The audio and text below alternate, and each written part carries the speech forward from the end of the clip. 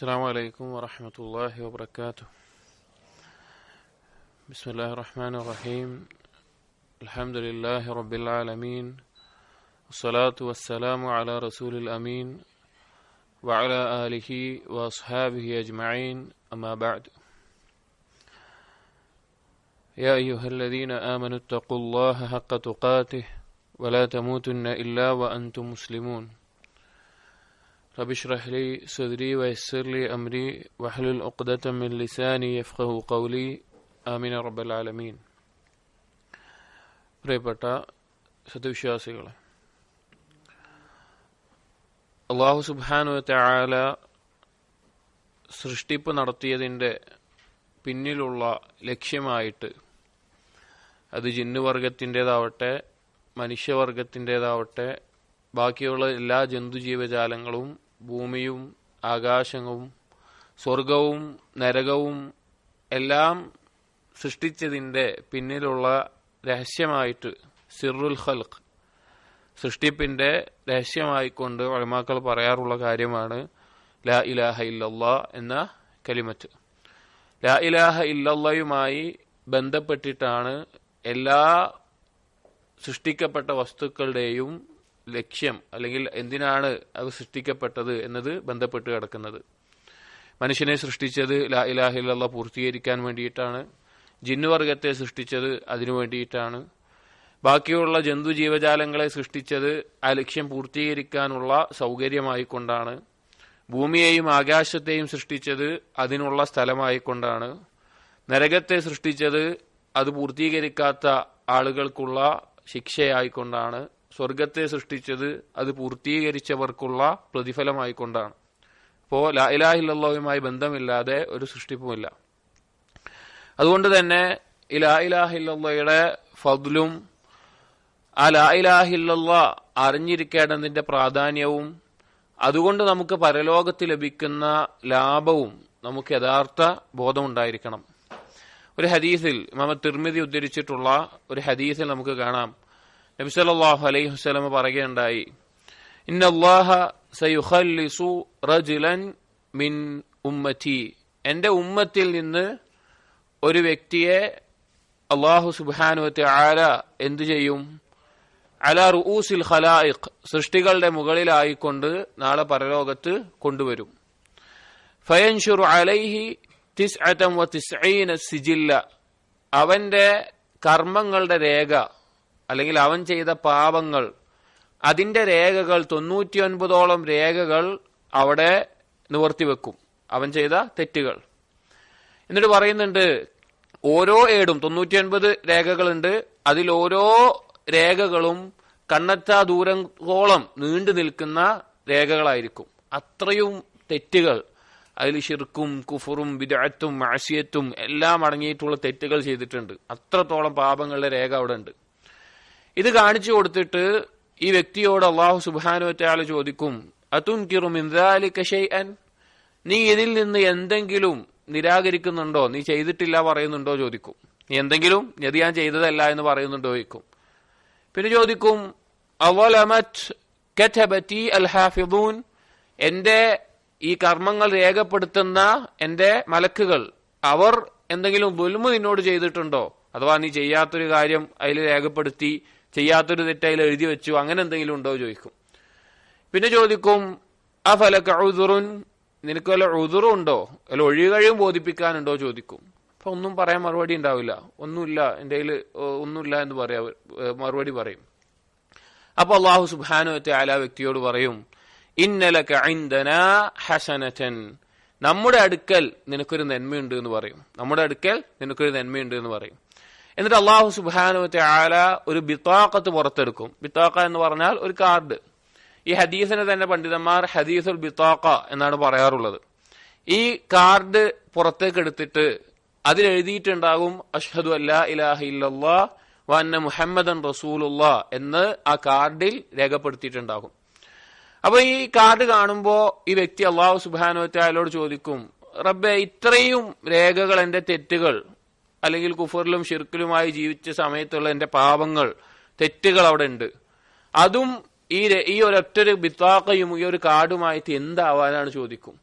എങ്ങനെ അള്ളാഹു സുബ്ഹാനഹു വതആല ആ 99ഓളം കണ്ണെത്താ ദൂരത്തോളം നീണ്ടു കിടക്കുന്ന ആ രേഖകൾ ഒരു ത്രാസിലും അള്ളാഹുവിന്റെ ഈ ഷഹാദത്ത്, അള്ളാഹുവിന്റെ തൗഹീദിലുള്ള ലാ ഇലാഹ ഇല്ലല്ലാഹയുടെ ഷഹാദത്ത് എഴുതിയിട്ടുള്ള ഈ ബിത്താഖ മറ്റൊരു ത്രാസിലും വെക്കുമ്പോൾ ആ ബിത്താഖയുടെ ത്രാസ് താഴ്ന്നു നിൽക്കുകയും അവന്റെ പാപങ്ങൾ പുറത്തു കൊടുത്ത് അവൻ സ്വർഗത്തിൽ പ്രവേശിക്കുകയും ചെയ്യുമെന്നാണ്. അള്ളാഹുവിന്റെ ഈ ഷഹാദത്തിനോടൊപ്പം മറ്റൊന്നും നിൽക്കുകയില്ല, അതിനേക്കാൾ വലുതായിട്ടൊന്നും നിൽക്കുകയില്ല എന്ന് നബി സല്ലല്ലാഹു അലൈഹി വസല്ലം ഓർമ്മപ്പെടുത്തിയിട്ടുള്ള ഒരു ഹദീസാണ്. ഇത് വളരെയധികം ചിന്തിക്കേണ്ട, നമ്മൾ വളരെയധികം ആലോചിക്കേണ്ട പ്രധാനപ്പെട്ട ഒരു ഹദീസാണ്. ലാ ഇലാഹ ഇല്ലല്ലാഹയുടെ ഫദ്ല് എത്രത്തോളം വലുതാണെന്ന്. അയാൾ ജീവിതത്തിൽ ചെയ്ത ആ പാപങ്ങളും തെറ്റുകളും എല്ലാം ഒന്നുമല്ലാതെ പോയത് അയാൾ പറഞ്ഞ ലാ ഇലാഹ ഇല്ലല്ലാഹ് കൊണ്ടാണ്. മറ്റൊരു ഹദീസിൽ നമുക്ക് കാണാം, നൂഹ് നബി അലൈഹിസ്സലാം മരണമാസന്നമായ സമയത്ത് മക്കളെ വിളിച്ചുകൊണ്ട് വസിയത്ത് നൽകുന്നുണ്ട്. ആ സമയത്ത് പറഞ്ഞു, ആമുറുക ബിലാ ഇലാഹ ഇല്ലല്ലാഹ്, ഞാൻ നിങ്ങളോട് ലാ ഇലാഹ ഇല്ലല്ലാഹ് കൊണ്ട് കൽപ്പിക്കുകയാണ്, ലാ ഇലാഹ ഇല്ലല്ലാഹ് നിങ്ങൾ മുറുകെ പിടിക്കണം. എന്നിട്ട് പറഞ്ഞു, ലൗ വുദിഅത്തിസ് സമാവാതു സബ്ഉ വൽ അർളീന സബ്ഉ ഫീ കിഫത്തിൻ, 7 ആകാശവും 7 ഭൂമിയും ഒരു ത്രാസിന്റെ ഒരു കിഫയിൽ വെക്കുകയും ലാ ഇലാഹ ഇല്ലല്ലാഹ് മറ്റൊരു കിഫയിൽ വെച്ചാൽ ലറജഹത് ബിഹിൻ, ആ ലാ ഇലാഹ ഇല്ലല്ലാഹ് 7 ആകാശത്തിനെയും ഭൂമിയെയും അതിനുള്ളതിനേക്കാൾ എല്ലാം കനം തൂങ്ങുന്ന ഉയർന്നു നിൽക്കുന്ന കാര്യമായി തീരും എന്ന് നൂഹ് നബി അലൈഹി സ്വലാം പറഞ്ഞത് കാണാം. മറ്റൊരിക്കൽ മൂസാ നബി അലൈഹി സ്വലാം അള്ളാഹു സുബ്ഹാനഹു വ തആലയോട് പറയുകയുണ്ടായി, യാ അല്ലാഹ് അല്ലിംനി ശൈഅൻ അദ്കുറുക അദ്ഉക ബിഹ്, നിന്നെ സ്മരിക്കാൻ വേണ്ടി, നിന്നെ ദുആ ചെയ്യാൻ വേണ്ടി, നിന്നോട് തേടാൻ വേണ്ടി എനിക്ക് എന്തെങ്കിലും പഠിപ്പിച്ചു തരണം എന്ന് പറഞ്ഞു. അപ്പൊ അള്ളാഹു സുബ്ഹാനഹു വ തആല മൂസാ നബി അലൈഹി സ്വലാമിനോട് പറയുന്നുണ്ട് ലാ ഇലാഹ ഇല്ലല്ലാഹ് എന്ന് പറഞ്ഞിട്ട്. അപ്പോ മൂസാ നബി അലൈഹി സ്വലാം തിരിച്ചു പറഞ്ഞു, കുല്ലു ഇബാദിക യഖൂലൂൻ, നിന്റെ എല്ലാ അടിമകളും ഇത് പറയുന്നുണ്ട്, എനിക്ക് സ്പെഷ്യലായിട്ട് എന്തെങ്കിലുമാണ് ചോദിച്ചത് എന്ന് പറയും. അപ്പോഴും അള്ളാഹു സുബ്ഹാനഹു വ തആല പറയുന്നുണ്ട്, 7 ആകാശവും 7 ഭൂമിയും ഒരു ത്രാസിൽ വെച്ചാലും ലാ ഇലാഹ ഇല്ലല്ലാഹ് മറ്റൊരു ത്രാസിൽ വെച്ചാലും ലാ ഇലാഹ ഇല്ലല്ലാഹ് കനം തൂങ്ങുമെന്ന്. മറ്റു ചില ഹദീസുകൾ വന്നിട്ടുള്ളത്, മൻ ഖാല ലാ ഇലാഹ ഇല്ലല്ലാഹ് ദഖലൽ ജന്ന, ആരാണോ ലാ ഇലാഹ ഇല്ലല്ലാഹ് പറഞ്ഞത് അവൻ സ്വർഗ്ഗത്തിൽ പ്രവേശിച്ചു. അതുപോലെ തന്നെ വേറെ ചില റിവായത്തിൽ കാണാം, മൻ കാന ആഖിറു കലാമിഹി ലാ ഇലാഹ ഇല്ലല്ലാഹ് ദഖലൽ ജന്ന, അവസാന വാക്ക് ലാ ഇലാഹ ഇല്ലല്ലാഹ് പറഞ്ഞവൻ ആരാണോ അവൻ സ്വർഗ്ഗത്തിൽ പ്രവേശിച്ചു. അപ്പൊ ഇങ്ങനെ സ്വർഗം ലഭിക്കാനുള്ള മാർഗമായിട്ട് അല്ലെങ്കിൽ അതിന്റെ കാരണമായിക്കൊണ്ട് ലാ ഇലാഹ ഇല്ലല്ലാഹയെ ചേർത്തി പറഞ്ഞ ധാരാളം ഹദീസുകൾ നമുക്ക് കാണാൻ സാധിക്കും. ഇവിടെ ഉലമാക്കൾ ചർച്ച ചെയ്തിട്ടുള്ള വിഷയം, ഇങ്ങനെയാണ് എങ്കിൽ ലാ ഇലാഹ ഇല്ലല്ലാഹ് പറഞ്ഞ എല്ലാവരും സ്വർഗത്തിലാവണ്ടേ? ലാ ഇലാഹ ഇല്ലല്ലാഹ് പറഞ്ഞിട്ടുള്ള, ജീവിതത്തിൽ ഒരു തവണ പറഞ്ഞിട്ടുള്ള ആളുകളൊക്കെ സ്വർഗത്തിലാകണ്ടേ എന്ന നിലക്ക് എന്താണ് പണ്ഡിതന്മാർ ചർച്ച ചെയ്തിട്ടുണ്ട്. എത്രത്തോളം എന്ന് വെച്ച് കഴിഞ്ഞാൽ, ഒരു ഹദീസിൽ അബൂദർ റളിയല്ലാഹു അൻഹു ഉദ്ധരിക്കുന്ന ഒരു ഹദീസിൽ നബി സല്ലല്ലാഹു അലൈഹി വസല്ലം പറയുന്നുണ്ട്, മാ മിൻ അബ്ദിൻ മിമ്മൻ ഖാല ലാ ഇലാഹ ഇല്ലല്ലാഹ് സുമ്മ മാത അലൈഹി, ആരാണോ നിങ്ങളിൽ ലാ ഇലാഹ ഇല്ലല്ലാഹ് പറയുന്നത് അവൻ ലാ ഇലാഹ ഇല്ലല്ലാഹ് പറയുകയും അതിൽ മരണപ്പെടുകയും ചെയ്താൽ ഇല്ലാ ദഖലൽ ജന്ന, അങ്ങനെ ഒരു സ്വർഗത്തിൽ പ്രവേശിക്കാതെ വേറൊരാളും തിന്നയില്ല, വേറൊരു അടിമയും ഇല്ല എന്ന നിലക്ക് ഹദീസിൽ വന്നിട്ടുണ്ട്. ഇങ്ങനെ അബൂദർ റളിയല്ലാഹുവിനോട് പറഞ്ഞപ്പോൾ അബൂദർ റളിയല്ലാഹു നബി സല്ലല്ലാഹു അലൈഹി വസല്ലമയോട് തിരിച്ചു ചോദിച്ചു, ഇൻ സനാ ഔ സറഖ അലി ഇൻ സറഖ, അവൻ വ്യഭിചരിച്ചാലും കട്ടെടുത്താലും അവൻ സ്വർഗത്തിൽ പ്രവേശിക്കുമോ?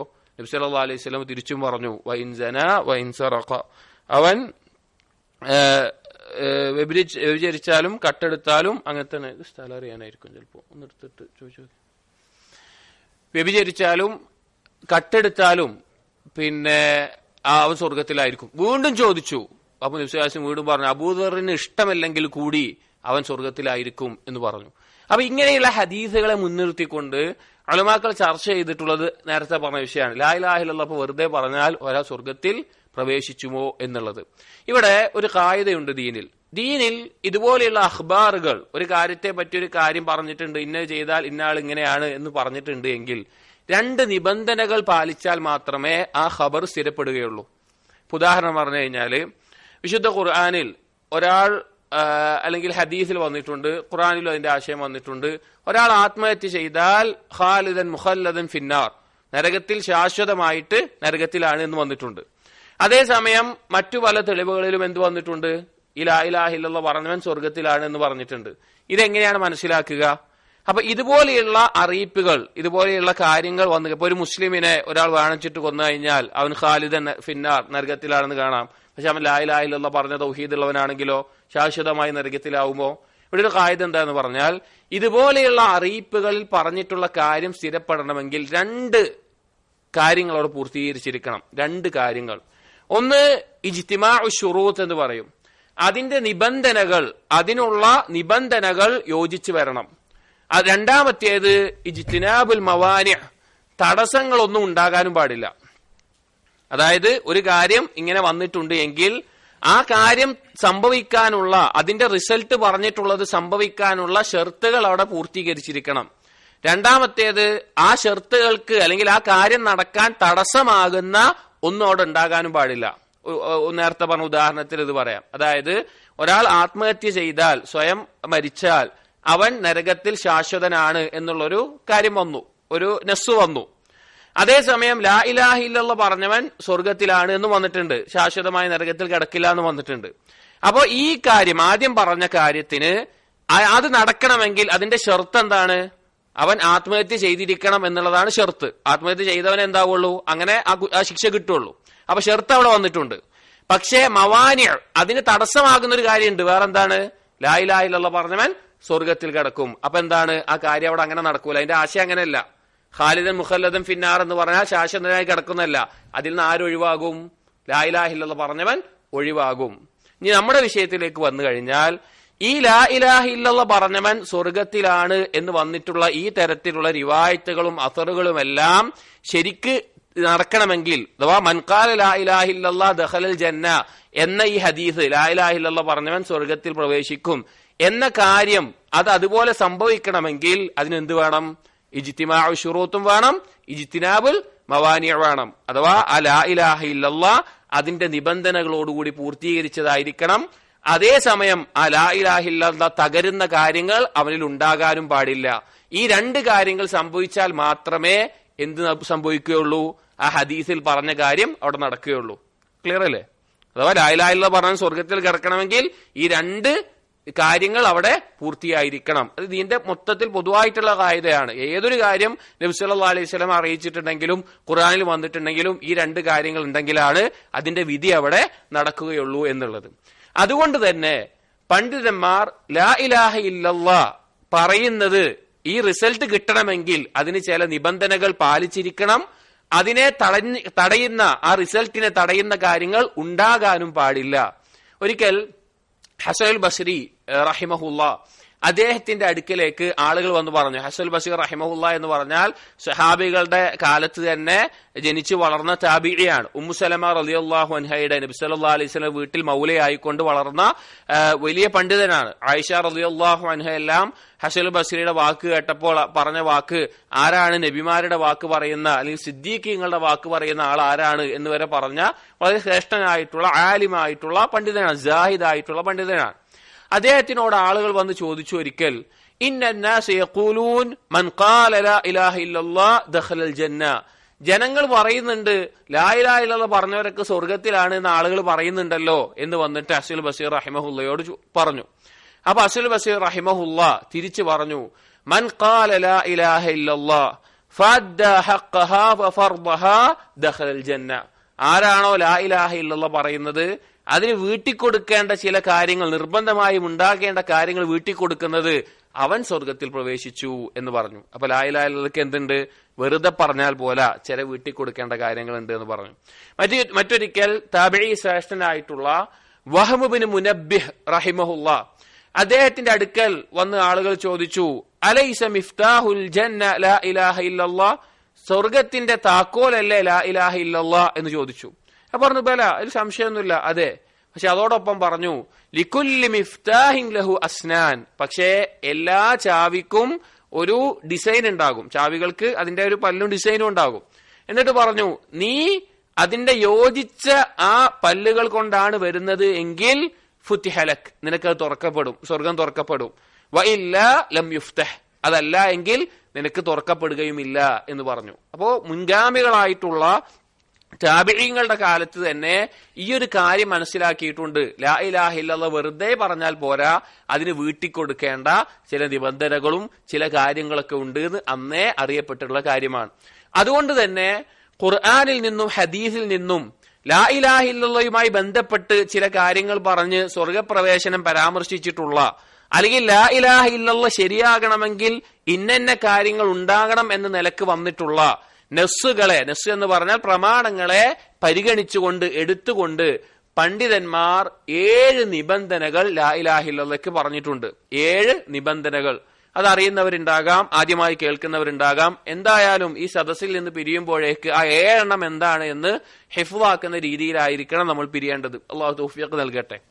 ആ 7 നിബന്ധനകൾ പണ്ഡിതന്മാർ അതിന് ഖുർആനിൽ നിന്നും ഹദീസിൽ നിന്നും തെളിവുകളും ആ വിഷയത്തിൽ ഉദ്ധരിച്ചത് കാണാം. ആദ്യം ആ 7 നിബന്ധനകളെ പറ്റി പറയാം. ഏതാണെന്ന് ജസ്റ്റ് പറയാം. 1 അൽ ഇൽമ്, അറിവുണ്ടാവുക എന്നുള്ളതാണ്. 2 അൽ യഖീൻ, ദൃഢതയുണ്ടാവുക എന്നുള്ളതാണ്. 3 അൽ ഇഖ്ലാസ്, നിഷ്കളങ്കത ഉണ്ടാവുക എന്നുള്ളതാണ്. 4 അസ്ദിഖ്, സത്യസന്ധമാവുക എന്നുള്ളതാണ്. 5 അൽ മഹബ്ബ, ഇഷ്ടമുണ്ടാവുക എന്നുള്ളതാണ്. 6 അൽ ഖബൂൽ, അംഗീകരിക്കുക എന്നുള്ളതാണ്. 7 അൽ ഇൻഖിയാദ്, കീഴൊതുങ്ങുക എന്നുള്ളതാണ്. ഈ 7 നിബന്ധനകളാണ് ലാ ഇലാഹ ഇല്ലല്ലാഹയുടെ ശുറൂത്തുകളായി ഉലമാക്കൾ ക്രോഡീകരിച്ചിട്ടുള്ളത്. അതിൽ ഓരോന്നും ശരിക്കും നമ്മൾ മനസ്സിലാക്കുകയും പഠിക്കുകയുമാണ്. പക്ഷെ ഇത് കാണാതെ പഠിച്ചു എന്നുള്ളതാണോ ഒരാൾക്ക് ഈ ഷർത്തുകൾ ഉണ്ടായി എന്നുള്ളതിന്റെ അർത്ഥം? അല്ല. ഇതൊരാൾ കാണാതെ പഠിച്ചു എന്നതുകൊണ്ട് അയാൾ ഈ നിബന്ധനകൾ പൂർത്തീകരിച്ചു എന്നാണോ? അല്ല.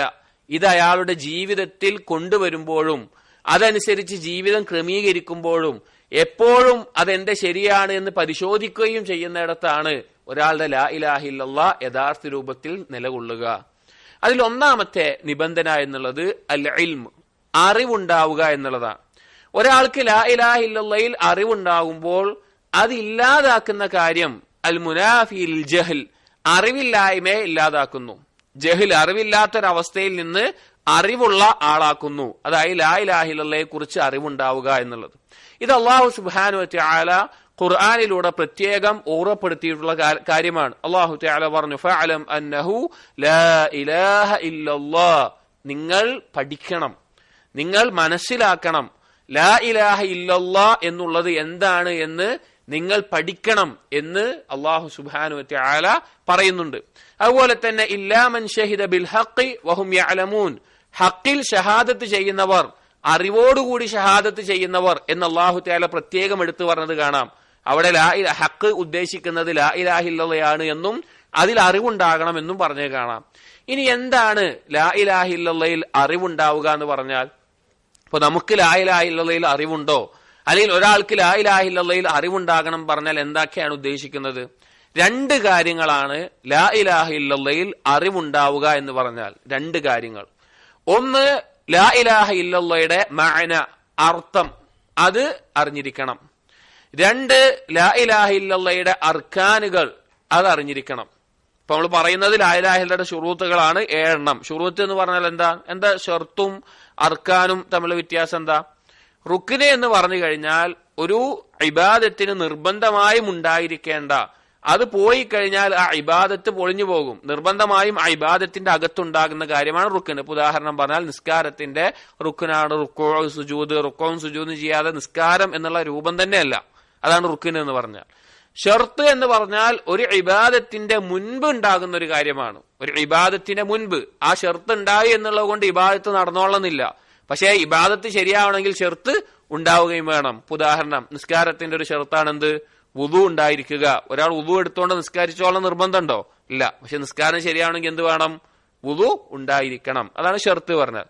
അപ്പൊ ഷർത്തിനകത്ത് ഇൽമിൽ നമ്മൾ പറയുകയാണ്, 1 അതിന്റെ മഅന അറിയണം, അർത്ഥം അറിയണം. 2 അതിന്റെ അർക്കാനുകൾ അറിയണം. എന്താണ് ലാ ഇലാഹ ഇല്ലല്ലാഹയുടെ മഅന എന്ന് പറഞ്ഞാൽ, അർത്ഥം എന്ന് പറഞ്ഞാൽ എന്താണ്? ലാ ഇലാഹ ഇല്ലല്ലാഹയുടെ അർത്ഥം ഉലമാക്കൾ പഠിപ്പിച്ചു, ലാ മഅബൂദ ബിഹഖിൻ ഇല്ലല്ലാഹ്, അല്ലെങ്കിൽ ലാ മഅബൂദ ഹഖ്ഖുൻ ഇല്ലല്ലാഹ്. ലാ മഅബൂദ ബിഹഖിൻ ഇല്ലല്ലാഹ് എന്നും പറയാം, ലാ മഅബൂദ ഹഖ്ഖുൻ ഇല്ലല്ലാഹ്. ഭാഷാപരമായി ചില വ്യത്യാസമുണ്ട് എന്ന് മാത്രം. എന്നാലും അതിന്റെ ആശയം ഒന്ന് തന്നെയാണ്. അതായത് ലാ മഅബൂദ, ആരാധിക്കപ്പെടേണ്ടവനായിട്ട്, ബിഹഖിൻ യഥാർത്ഥ രൂപത്തിൽ അതിന്റെ അർഹതയുള്ളവനായിട്ട് ആരുമില്ല ഇല്ലല്ലാ അല്ലാഹു അല്ലാതെ എന്നുള്ളത്. കാരണം പല ആളുകളും ഈ ലാ ഇലാഹ ഇല്ലല്ലാഹയുടെ അർത്ഥം മനസ്സിലാക്കുന്നിടത്ത് പഴച്ചു പോയിട്ടുണ്ട്. ചില ആളുകൾ മുത്തകല്ലിമീങ്ങളായിട്ടുള്ള അല്ലെങ്കിൽ വചനശാസ്ത്രവും അതുപോലെയുള്ള കാര്യങ്ങളായിട്ട് നടക്കുന്ന ആളുകൾ അവർ പിഴച്ച വാദമായി ലാ ഇലാഹ ഇല്ലല്ലാഹയുടെ അർത്ഥം മനസ്സിലാക്കിയിട്ടുള്ളത് ലാ ഖാദിറ അലൽ ഇഖ്തിറാഇ എന്ന് പറയും, അല്ലെങ്കിൽ ലാ റബ്ബ ഇല്ലല്ലാഹ് എന്നുള്ള ആശയത്തിലാണ്. സൃഷ്ടിക്കാനും നിയന്ത്രിക്കാനും കഴിവുള്ളവനായിട്ട് അള്ളാഹു അല്ലാതെ മറ്റൊരാളും ഇല്ല എന്നാണ് ലാ ഇലാഹ ഇല്ലല്ലാഹയുടെ അർത്ഥം. നമ്മുടെ നാടുകളിലൊക്കെ ഖബറാരാധന നടത്തുന്ന അല്ലെങ്കിൽ ഖുബൂരികളായിട്ട് നടക്കുന്ന ആളുകളൊക്കെ ലാ ഇലാഹ ഇല്ലല്ലാഹയുടെ അർത്ഥം മനസ്സിലാക്കിയിട്ടുള്ളത് അങ്ങനെയാണ്. അവരെ സംബന്ധിച്ചിടത്തോളം അവരോട് ചോദിക്കുകയാണ്, നിങ്ങൾ ലാ ഇലാഹ ഇല്ലല്ലാഹ് പറഞ്ഞ ആളുകളല്ലേ, പിന്നെ ഇതിനാ ഖബറിൽ പോയി പ്രാർത്ഥിക്കുന്ന ചോദിച്ചാൽ അവർ പറയുന്നത് ഞങ്ങൾ ലാ ഇലാഹ ഇല്ലല്ലാഹ് പറഞ്ഞ ആളുകളാണ്, ഖബറിൽ പോയി പ്രാർത്ഥിച്ചാൽ എന്താ കുഴപ്പം? കാരണം എന്താണ്? അവർ ലാ ഇലാഹ ഇല്ലല്ലാഹ്ക്ക് കൊടുത്തിട്ടുള്ള അർത്ഥം എന്താണ്? സൃഷ്ടിക്കാനും നിയന്ത്രിക്കാനും കഴിവുള്ളവനായിട്ട് അള്ളാഹു മാത്രമേ ഉള്ളൂ. ആ വിശ്വാസം ഞങ്ങൾക്കുണ്ട്. ഖബർ കിടക്കുന്ന ആൾ സൃഷ്ടിക്കും ഞങ്ങൾ വിശ്വസിക്കുന്നില്ല, അല്ലെങ്കിൽ വേറെ എന്തെങ്കിലും ചെയ്യുന്നു വിശ്വസിക്കുന്നില്ല. ഞങ്ങൾ അള്ളാഹുവാണ് അങ്ങനെയുള്ളവെന്ന് വിശ്വസിക്കുന്നു. അപ്പൊ പിന്നെ അവർക്ക് ഖബർ പോയി പ്രാർത്ഥിച്ച എന്തല്ല, അവരെ ലാ ഇലാഹ ഇല്ലല്ലാഹ് പൊളിഞ്ഞു പോകുന്നില്ല. രണ്ടാമത്തെ ഒരു അർത്ഥം തസവുഫിന്റെ ആളുകൾ അവർ പറഞ്ഞ ലാ മൗജൂദ ഇല്ലല്ലാഹ് എന്നുള്ള അർത്ഥമാണ്. ഉള്ളവനായിട്ട് അള്ളാഹു അല്ലാതെ മറ്റൊന്നുമില്ല, എല്ലാം അള്ളാഹു ആണ്, എല്ലാ സാധനങ്ങളും എല്ലാ വസ്തുക്കളും അള്ളാഹു ആണ് എന്നുള്ള അർത്ഥം. മൂന്നാമത്തെ ഒരു പിഴച്ചവാദം ലാ ഹാക്കിമ ഇല്ലല്ലാഹ് എന്നുള്ളതാണ്. ഖവാരിജുകളുടെ ഭാഗത്ത് നിന്ന് തുടങ്ങി പിന്നീട് ഇഖ്വാനികൾ അതുപോലെയുള്ള പല വിഭാഗങ്ങളും ഏറ്റെടുത്തിട്ടുള്ള ലാ ഹാക്കിമ ഇല്ലല്ലാഹ്, വിധി കൽപ്പിക്കാൻ അള്ളാഹു മാത്രമേ ഉള്ളൂ എന്ന നിലക്ക് എടുക്കുന്നത്. അത് ഓരോന്നും വേറെ വേറെ കാര്യങ്ങളാണ്, എന്നാൽ പിഴച്ച വാദമാണ്. യഥാർത്ഥ അർത്ഥം നബിമാർ പഠിപ്പിച്ച അർത്ഥം ലാ മഅബൂദ ബിഹഖ്ഖിൻ ഇല്ലല്ലാഹ് എന്നുള്ളതാണ്. അതിനുള്ള തെളിവുകൾ ധാരാളമാണ്. നമുക്ക് ഏറ്റവും അറിയുന്ന ഒരു തെളിവാണ് സൂറത്തുൽ ഫാത്തിഹയിലെ ഇയ്യാക നഅ്ബുദു വ ഇയ്യാക നസ്തഈൻ എന്നുള്ള വാക്ക്. ഇയ്യാക നഅ്ബുദു വ ഇയ്യാക നസ്തഈൻ, നിന്നെ മാത്രം ഞങ്ങൾ ആരാധിക്കുന്നു, നിന്നോട് മാത്രം സഹായം തേടുന്നു. ഇത് പഠിപ്പിക്കാനാണ് നബിമാർ വന്നിട്ടുള്ളത്. അല്ലെങ്കിൽ അല്ലാഹു സുബ്ഹാനഹു വ തആല മറ്റു പല ആയത്തുകളിലും പറഞ്ഞതുപോലെ വലഖദ് ബഅസ്നാ ഫീ കുല്ലി ഉമ്മത്തിൻ റസൂല അൻ ഇഅ്ബുദുല്ലാഹ് വജ്തനിബുത് താഗൂത്ത്, ഏതൊരു സമൂഹത്തിലേക്കും ഞാൻ റസൂലിനെ നിയോഗിച്ചിട്ടുള്ളത് അവരെന്ത് പറഞ്ഞുകൊണ്ടാണ്? അൻ ഇഅ്ബുദുല്ലാഹ്, നിങ്ങൾ അള്ളാഹുവിനെ മാത്രം ആരാധിക്കണം, വജ്തനിബുത് താഗൂത്ത്, അത് അള്ളാഹു അല്ലാതെ ആരാധിക്കപ്പെടുന്ന എന്തെല്ലാം ഉണ്ടോ അതിനെയെല്ലാം നിങ്ങൾ ഒഴിവാക്കുകയും വേണം എന്ന് പഠിപ്പിച്ചുകൊണ്ടാണ് ഓരോ നബിമാരെയും ഓരോ സമൂഹത്തിലേക്ക് അള്ളാഹു സുബ്ഹാനഹു വ തആല നിയോഗിച്ചത്. അപ്പോൾ ലാ ഇലാഹ ഇല്ലല്ലാഹ് മഅന അർത്ഥം ലാ മഅബൂദ ബിഹഖ്ഖിൻ ഇല്ലല്ലാഹ്, നിങ്ങൾ ആരാധിക്കേണ്ടത് അള്ളാഹുവിനെ മാത്രമാണ് എന്നുള്ളതാണ്. ഇത് മക്കയിലെ മുശ്രിക്കീങ്ങൾക്ക് മനസ്സിലായിട്ടുണ്ടായിരുന്നു. അതുകൊണ്ടാണ് അവർ ലാ ഇലാഹ ഇല്ലല്ലാഹ് പറയാൻ പറഞ്ഞപ്പോൾ അവർ ഞങ്ങൾ പറയില്ല, ഞങ്ങളത് ചെയ്യില്ല എന്ന് പറഞ്ഞത്. ഇബ്നു അബ്ദുൽ വഹാബ് റഹിമഹുല്ലാഹ് ഖവായിദുൽ അർബയിലും കശ്ഫ് ശുബഹാത്തിലെല്ലാം സൂചിപ്പിച്ചതുപോലെ അന്ന് മക്കയിലെ മുശ്രിക്കീങ്ങൾക്ക് മനസ്സിലായ ലാ ഇലാഹ ഇല്ലല്ലാഹയുടെ അർത്ഥം പോലും ഇന്നത്തെ മുസ്ലിമീങ്ങൾ അതിനെ സംബന്ധിച്ച് മനസ്സിലാക്കുന്നില്ല എന്നുള്ളത്. രണ്ടാമത്തെ കാര്യം, ലാ ഇലാഹ ഇല്ലല്ലാഹയുടെ ഇൽമിൽ ഉണ്ടായിരിക്കേണ്ടത് അർക്കാനുകളാണ്. ലാ ഇലാഹ ഇല്ലല്ലാഹ് നേരെ ആവണമെങ്കിൽ അതിനകത്തുള്ള രണ്ട് സ്തംഭങ്ങൾ, അത് രണ്ടെണ്ണം ഏതാണെന്ന് വെച്ച് കഴിഞ്ഞാൽ, ഒന്ന് അന്നഫ്യു, ഒന്ന് നിരാകരിക്കുക എന്നുള്ളത്, രണ്ട് അൽ ഇസ്ബാതു, സ്ഥിരപ്പെടുത്തുക എന്നുള്ളത്. എന്താണ് നഫി എന്ന് പറഞ്ഞാൽ? ലാ ഇലാഹ ഇല്ലല്ലാഹയുടെ ഒന്നാമത്തെ ഭാഗം ലാ ഇലാഹ എന്ന ഭാഗം, അതാണ് അന്നഫ്യു എന്ന് പറയുന്നത്. ഇല്ലല്ലാഹ് എന്ന ഭാഗമാണ് ഇസ്ബാത്ത്, സ്ഥിരപ്പെടുത്തുക എന്ന് പറയുന്നത്. ലാ ഇലാഹ എന്ന് പറഞ്ഞാൽ അല്ലാഹു അല്ലാതെ ഇലാഹില്ല, എല്ലാത്തിനെയും ഒഴിവാക്കണം. ഒരു തരത്തിലും റബ്ബായിക്കൊണ്ടോ അല്ലെങ്കിൽ ഇടനിലക്കാരനായിക്കൊണ്ടോ ഒരു തരത്തിലും ഉണ്ടാകാൻ പാടില്ല. അള്ളാഹു മാത്രം, അള്ളാഹു അല്ലാത്ത എല്ലാത്തിനും ഒഴിവാക്കണം. ഇസ്ബാത്ത് എന്ന് പറഞ്ഞാൽ അള്ളാഹു മാത്രമാണ് ഇബാദത്തിന് അർഹനായിട്ടുള്ളവൻ. അതാണ് ലാ ഇലാഹ ഇല്ലല്ലാഹയുടെ രണ്ട് അർക്കാനുകൾ. അല്ലാഹു തആല ഖുർആനിലൂടെ ധാരാളം സന്ദർഭത്തിൽ ഈ ആശയത്തെ അറിയിച്ചിട്ടുണ്ട്. അതിലൊന്നാണ് ആയത്തുൽ കുർസിക്ക് ശേഷമുള്ള ആയത്തിൽ ഫമൻ യക്ഫുർ ബിത്താഗൂത്ത് വയുമിൻ ബില്ലാഹ്, ആരാണോ താഗൂത്തുകളിൽ കുഫർ കാണിക്കുന്നത് അള്ളാഹുവിൽ വിശ്വസിക്കുന്നത്. ആദ്യം പറഞ്ഞ എന്താ? കുഫർ കാണിക്കണം, അള്ളാഹു അല്ലാതെ ആരാധിക്കുന്നതിനെ എല്ലാം നിഷേധിക്കണം. വയുമിൻ ബില്ലാഹ്, അള്ളാഹുവിൽ വിശ്വസിക്കണം. ഫഖദ് ഇസ്തംസക ബിൽ ഉർവത്തിൽ വുസ്ഖാ, അവർ പിടിച്ചിട്ടുള്ളത് ബലവത്തായ ഒരു കയറിലാണ്. ഉർവത്തുൽ വുസ്ഖാ എന്നുള്ളതിനെ മുഫസ്സിരീങ്ങൾ പറഞ്ഞു അത് ലാ ഇലാഹ ഇല്ലല്ലാഹയാണ്. അപ്പോ ലാ ഇലാഹ ഇല്ലല്ലാഹയുടെ അർത്ഥം ലാ മഅബൂദ ബിഹഖ്ഖിൻ ഇല്ലല്ലാഹ്. ലാ ഇലാഹ ഇല്ലല്ലാഹയുടെ അർക്കാനുകൾ രണ്ടെണ്ണമാണ്, ഒന്ന് നഫി, രണ്ട് ഇസ്ബാത്ത്. നഫി എന്ന് പറഞ്ഞാൽ അള്ളാഹു അല്ലാത്ത ഒന്നും തന്നെ ഇബാദത്തിനോ റബ്ബായ നിലക്കോ ഒന്നും തന്നെ അർഹതയായിട്ട് ആരുമില്ല. ഇല്ലല്ലാഹ് എന്ന് പറഞ്ഞാൽ അള്ളാഹു മാത്രമാണ്. ഈ ഇൽമ് ഉണ്ടായിരിക്കണം. ഈ ഇൽമില്ലാതെ കേവലം ലാ ഇലാഹ ഇല്ലല്ലാഹ് എന്ന് പറഞ്ഞാൽ അവന്റെ ലാ ഇലാഹ ഇല്ലല്ലാഹ് എന്തല്ല? അള്ളാഹുവിന്റെ അടുക്കൽ സ്വീകരിക്കപ്പെടുന്ന ഒന്നല്ല. അവൻ ഈ ഹദീസിന്റെ കീഴിൽ മൻ ഖാല ലാ ഇലാഹ ഇല്ലല്ലാഹ് ദഖലൽ ജന്ന എന്നോ മൻ കാന ആഖിറു കലാമിഹി ലാ ഇലാഹ ഇല്ലല്ലാഹ് ദഖലൽ ജന്ന ആ വിഷയത്തിൽ വന്നിട്ടുള്ള ഹദീസുകൾക്കൊന്നും എന്തില്ല, അവനെ അതിൽ ഉൾക്കൊള്ളാൻ പറ്റൂല. ലാ ഇലാഹ ഇല്ലല്ലാഹ് പറഞ്ഞവൻ ഇതിൽ പെടൂല, ഇൽമില്ലാതെയാണ് പറയുന്നത് എങ്കിൽ. അപ്പോൾ അറിവ് നമുക്കുണ്ടായിരിക്കണം, അതിന്റെ ആശയത്തെ ശരിക്ക് മനസ്സിലാക്കിയിരിക്കണം. ഉസ്മാൻ ഇബ്നു അഫ്ഫാൻ റളിയല്ലാഹു അൻഹു ഉദ്ധരിക്കുന്ന ഒരു ഹദീസിൽ സ്വഹീഹ് മുസ്ലിമിൽ കാണാം, മൻ മാത വഹുവ യഅലമു അന്നഹു ലാ ഇലാഹ ഇല്ലല്ലാഹ് ദഖലൽ ജന്ന. ആരാണോ ലാ ഇലാഹ ഇല്ലല്ലാഹിൽ ഇൽമോട് കൂടി മരണപ്പെടുന്നത് അവൻ സ്വർഗ്ഗത്തിൽ പ്രവേശിക്കും എന്നുള്ളത്. രണ്ടാമത്തെ കാര്യം, രണ്ടാമത്തെ നിബന്ധന അൽ യഖീൻ എന്നുള്ളതാണ്. യഖീൻ എന്ന് പറഞ്ഞാൽ ദൃഢത. ആ യഖീൻ ഒഴിവാക്കുന്നത് ശക്കിനെയാണ്. ഒരാൾക്ക് യഖീൻ ഉണ്ടായാൽ ലാ ഇലാഹ ഇല്ലല്ലാഹിലുള്ള ശക്കിനെ ഒഴിവായി കിട്ടും. രണ്ടാമത്തെ നിബന്ധന യഖീനാണ്. യഖീൻ എന്ന് പറഞ്ഞാലോ ദൃഢത, ഉറച്ച വിശ്വാസം നമുക്ക് ഉണ്ടായിരിക്കണം. ലാ ഇലാഹ ഇല്ലല്ലാഹ് പറഞ്ഞിട്ടുണ്ട് എങ്കിൽ, അള്ളാഹു അല്ലാതൊരു ഇലാഹില്ല എന്ന് പറഞ്ഞിട്ടുണ്ടെങ്കിൽ എന്തെല്ലാം കാര്യങ്ങളുണ്ടോ അള്ളാഹുമായി ബന്ധപ്പെട്ട് അതിൽ പിന്നെ ഒരു സംശയമില്ലാതെ ദൃഢമായി ഉറച്ചു വിശ്വസിക്കണം. അത് അള്ളാഹുവിന്റെ അറിവിലാവട്ടെ, കഴിവിലാവട്ടെ, ഉപജീവനം നൽകുന്നവനായാവട്ടെ, ഇബാദത്തിന് അർഹനായ നിലക്കാവട്ടെ, അള്ളാഹു മാത്രമാണ് എന്നുള്ളത്. അള്ളാഹു സുബ്ഹാനഹു വ തആല സൂറത്തുൽ ഹുജറാത്തിൽ പറയുന്നുണ്ട്, ഇന്നമൽ മുഅ്മിനൂന അല്ലദീന ആമനൂ ബില്ലാഹി വറസൂലിഹി സുമ്മ ലം യർതാബൂ. യഥാർത്ഥ മുഅ്മിനീങ്ങൾ എന്ന് പറഞ്ഞാൽ അള്ളാഹുവിനും റസൂലും വിശ്വസിക്കുകയും പിന്നെ ഒരു സംശയവും ഇല്ലാത്ത ആളുകളാണ്, അഥവാ ദൃഢതയുള്ള ആളുകളാണ് എന്ന് അള്ളാഹു തആല പറഞ്ഞു കാണാം. ഈ യഖീൻ എന്നുള്ളത് ഈമാനിന്റെ റഅ്സാണ് എന്ന് പണ്ഡിതന്മാർ പറഞ്ഞു കാണാം. ഈമാനിന്റെ പ്രധാനപ്പെട്ട കാര്യമാണ് യഖീൻ എന്നുള്ളത്. യഖീനിനെ 3 തരത്തിൽ ഖുർആനിൽ പറഞ്ഞിട്ട് കാണാം. 3 തരത്തിൽ. ഒന്നാമത്തേത് ഇൽമുൽ യഖീൻ, രണ്ടാമത്തേത് ഐനുൽ യഖീൻ, മൂന്നാമത്തേത് ഹഖുൽ യഖീൻ. ഇൽമുൽ യഖീൻ എന്നുള്ളതും ഐനുൽ യഖീൻ എന്നുള്ളതും സൂറത്തുൽ തക്കാസുറിലുണ്ട്.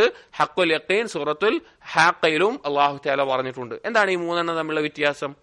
ഇൽമുൽ യഖീൻ എന്ന് പറഞ്ഞാൽ ഒരാൾക്ക് അറിവ് ലഭിച്ച് അതിൽ ഏറ്റവും ഉന്നതമായി എത്തിച്ചേരുന്ന അവസ്ഥയാണ് ഇൽമുൽ യഖീൻ എന്ന് പറഞ്ഞു കഴിഞ്ഞാൽ. ഇപ്പോൾ പണ്ഡിതന്മാർ ഉപമ പറയാറുള്ളത്, തീയ് അല്ലെങ്കിൽ തീയോ വെള്ളം ഏത് വസ്തു ആവട്ടെ, അതിനെപ്പറ്റി ഒരാൾക്ക് അറിവ് ലഭിച്ചു. അയാൾ തീ ഇങ്ങനെ ഒരു കാര്യമാണ്, ഇങ്ങനെ ജ്വാലകൾ ഉണ്ടാവും, തൊട്ടാൽ പൊള്ളും, അങ്ങനെ അറിവ് ലഭിച്ചതിന്റെ അടിസ്ഥാനത്തിൽ ഉറച്ച് വിശ്വസിക്കുക, അങ്ങനെ ഒരു സാധനം ഉണ്ട്, അത് ഇങ്ങനെയാണെന്ന് ഉറച്ച് വിശ്വസിക്കുക. ഐനുൽ യഖീൻ എന്ന് പറഞ്ഞു കഴിഞ്ഞാൽ ആ തീയിനെ നേരിട്ട് കാണുകയാണ്, അങ്ങനെ കത്തുന്നൊക്കെ കാണുകയാണ്, അതിനാണ് ഐനുൽ യഖീൻ എന്ന് പറയാ. ഹഖുൽ യഖീൻ എന്ന് പറഞ്ഞാൽ അവൻ അതിനൊന്ന് തൊട്ടു നോക്കി, അപ്പൊ അതിന്റെ വേദനയും കാര്യങ്ങളൊക്കെ ബോധ്യപ്പെട്ടു, അതിനാണ് ഹഖുൽ യഖീൻ എന്ന് പറയാ. ഇവിടെ പരലോകവുമായി ബന്ധപ്പെട്ട ഈമാനിൽ അള്ളാഹു ആവട്ടെ, സ്വർഗമാവട്ടെ, നരകമാവട്ടെ, ആ കാര്യങ്ങളിൽ നമുക്ക് ലഭിക്കുന്ന യഖീൻ ഏതാണ് ദുനിയാവിൽ ലഭിക്കുക? ഇൽമുൽ യഖീനാണ്. ഖുർആനിന്റെയും ഹദീസിന്റെയും അടിസ്ഥാനത്തിലുള്ള ഇൽമുൽ യഖീനാണ്. ഐനുൽ യഖീൻ എപ്പോഴാണ്? നാളെ പരലോകത്ത് ഇതിനെ കാണുമ്പോഴാണ്. സ്വർഗത്തെ കാണുമ്പോൾ, നരകത്തെ കാണുമ്പോൾ ഐനുൽ യഖീൻ ഉണ്ടാകും. ഹഖുൽ യഖീൻ എന്നുള്ളത് മുഅ്മിനീങ്ങൾ സ്വർഗത്തിൽ പ്രവേശിക്കുമ്പോൾ ഹഖുൽ യഖീൻ ഉണ്ടാകും. കാഫിറുകൾ നരകത്തിൽ പ്രവേശിക്കുമ്പോൾ അവർക്ക് ഹഖുൽ യഖീൻ ഉണ്ടാകും. ഇതാണ് 3 തരത്തിലുള്ള അവസ്ഥ. ഇതിൽ പണ്ഡിതന്മാർ പറഞ്ഞ പ്രത്യേകമായ ഒരു കാര്യം, ഐനുൽ യഖീൻ ഉണ്ടല്ലോ, അത് 2 തരത്തിൽ പറഞ്ഞു കാണാം. ഒന്ന് ഹിസ്സിയായിക്കൊണ്ട് നമ്മുടെ കണ്ണുകൊണ്ട് കാണുന്നത്, അത് പരലോകത്തെ ഉണ്ടാവുകയുള്ളൂ. രണ്ടാമത്തേത് ഐനുൽ ഖൽബ് കൊണ്ട്, ഖൽബിന്റെ കണ്ണുകൊണ്ട്, ഉൾക്കാഴ്ച കൊണ്ട് കാണുന്നത്. അങ്ങനെയുള്ളവർ ഇതുപോലെയുള്ള പരലോകത്തെ പറ്റി അറിയിക്കുന്ന ആയത്തുകളും ഹദീസുകളും എല്ലാം വായിക്കുന്ന സമയത്ത്, കേൾക്കുന്ന സമയത്ത് അവരുടെ ഖൽബിന്റെ കണ്ണുകൊണ്ട് അവർ കാണുന്നത് പോലെ അവർക്ക് അതിനെ അനുഭവിക്കാൻ സാധിക്കുമെന്നുള്ളത്. അത് ഇഹ്സാനിന്റെ ഒരു അവസ്ഥയായിട്ട് ഉലമാക്കൾ പറഞ്ഞു കാണാം. അള്ളാഹുവിനെ കുറിച്ചുള്ള അറിവ് ചില അടിമകൾക്ക് അള്ളാഹു നൽകിക്കൊണ്ട് അവരുടെ ഐനുൽ ഖൽബ് കൊണ്ട് അള്ളാഹുവിനെ കാണുന്നത് പോലെയുള്ള അവസ്ഥ, അതാണ് യഥാർത്ഥത്തിൽ ഇഹ്സാൻ എന്ന് പറയുന്നത് എന്ന് മുഹമ്മദ് ബിൻ സാലിഹ് അൽ ഉസൈമീൻ റഹിമഹുല്ലാ അദ്ദേഹത്തിന്റെ സലാഹുൽ ഉസൂലിന്റെ ഷർഹിലൊക്കെ പറഞ്ഞത് കാണാൻ സാധിക്കും. അപ്പോ യഖീന്റെ അവസ്ഥയാണത്. ഇനി യഖീൻ എന്ന് പറഞ്ഞു കഴിഞ്ഞാൽ സഹോദരങ്ങളെ, അള്ളാഹുവിന് എല്ലാം കഴിയും എന്ന ഉറച്ച ബോധം നമുക്ക് വേണം. ഒരു സംഭവം കാണാം, സഹീഹ് മുസ്ലിമിൽ ഉദ്ധരിക്കുന്ന അബൂ ഹുറൈറ റളിയല്ലാഹു അൻഹു റിപ്പോർട്ട് ചെയ്യുന്ന ഒരു സംഭവം. ഒരിക്കൽ നബി സല്ലല്ലാഹു അലൈഹി വസല്ലമയും സഹാബികളും ഒരു യുദ്ധം കഴിഞ്ഞ് മടങ്ങി വരുന്ന സന്ദർഭത്തിൽ അവരുടെ ഭക്ഷണ സാധനങ്ങളൊക്കെ തീർന്നുപോയി, വെള്ളവും തീർന്നുപോയി. വെള്ളം കുറച്ച് മാത്രം, ഭക്ഷണ സാധനങ്ങളൊക്കെ തീർന്നുപോയി, ആളുകൾക്ക് വിശക്കുന്നുണ്ട്, അങ്ങനെയൊക്കെ അവസ്ഥയായി.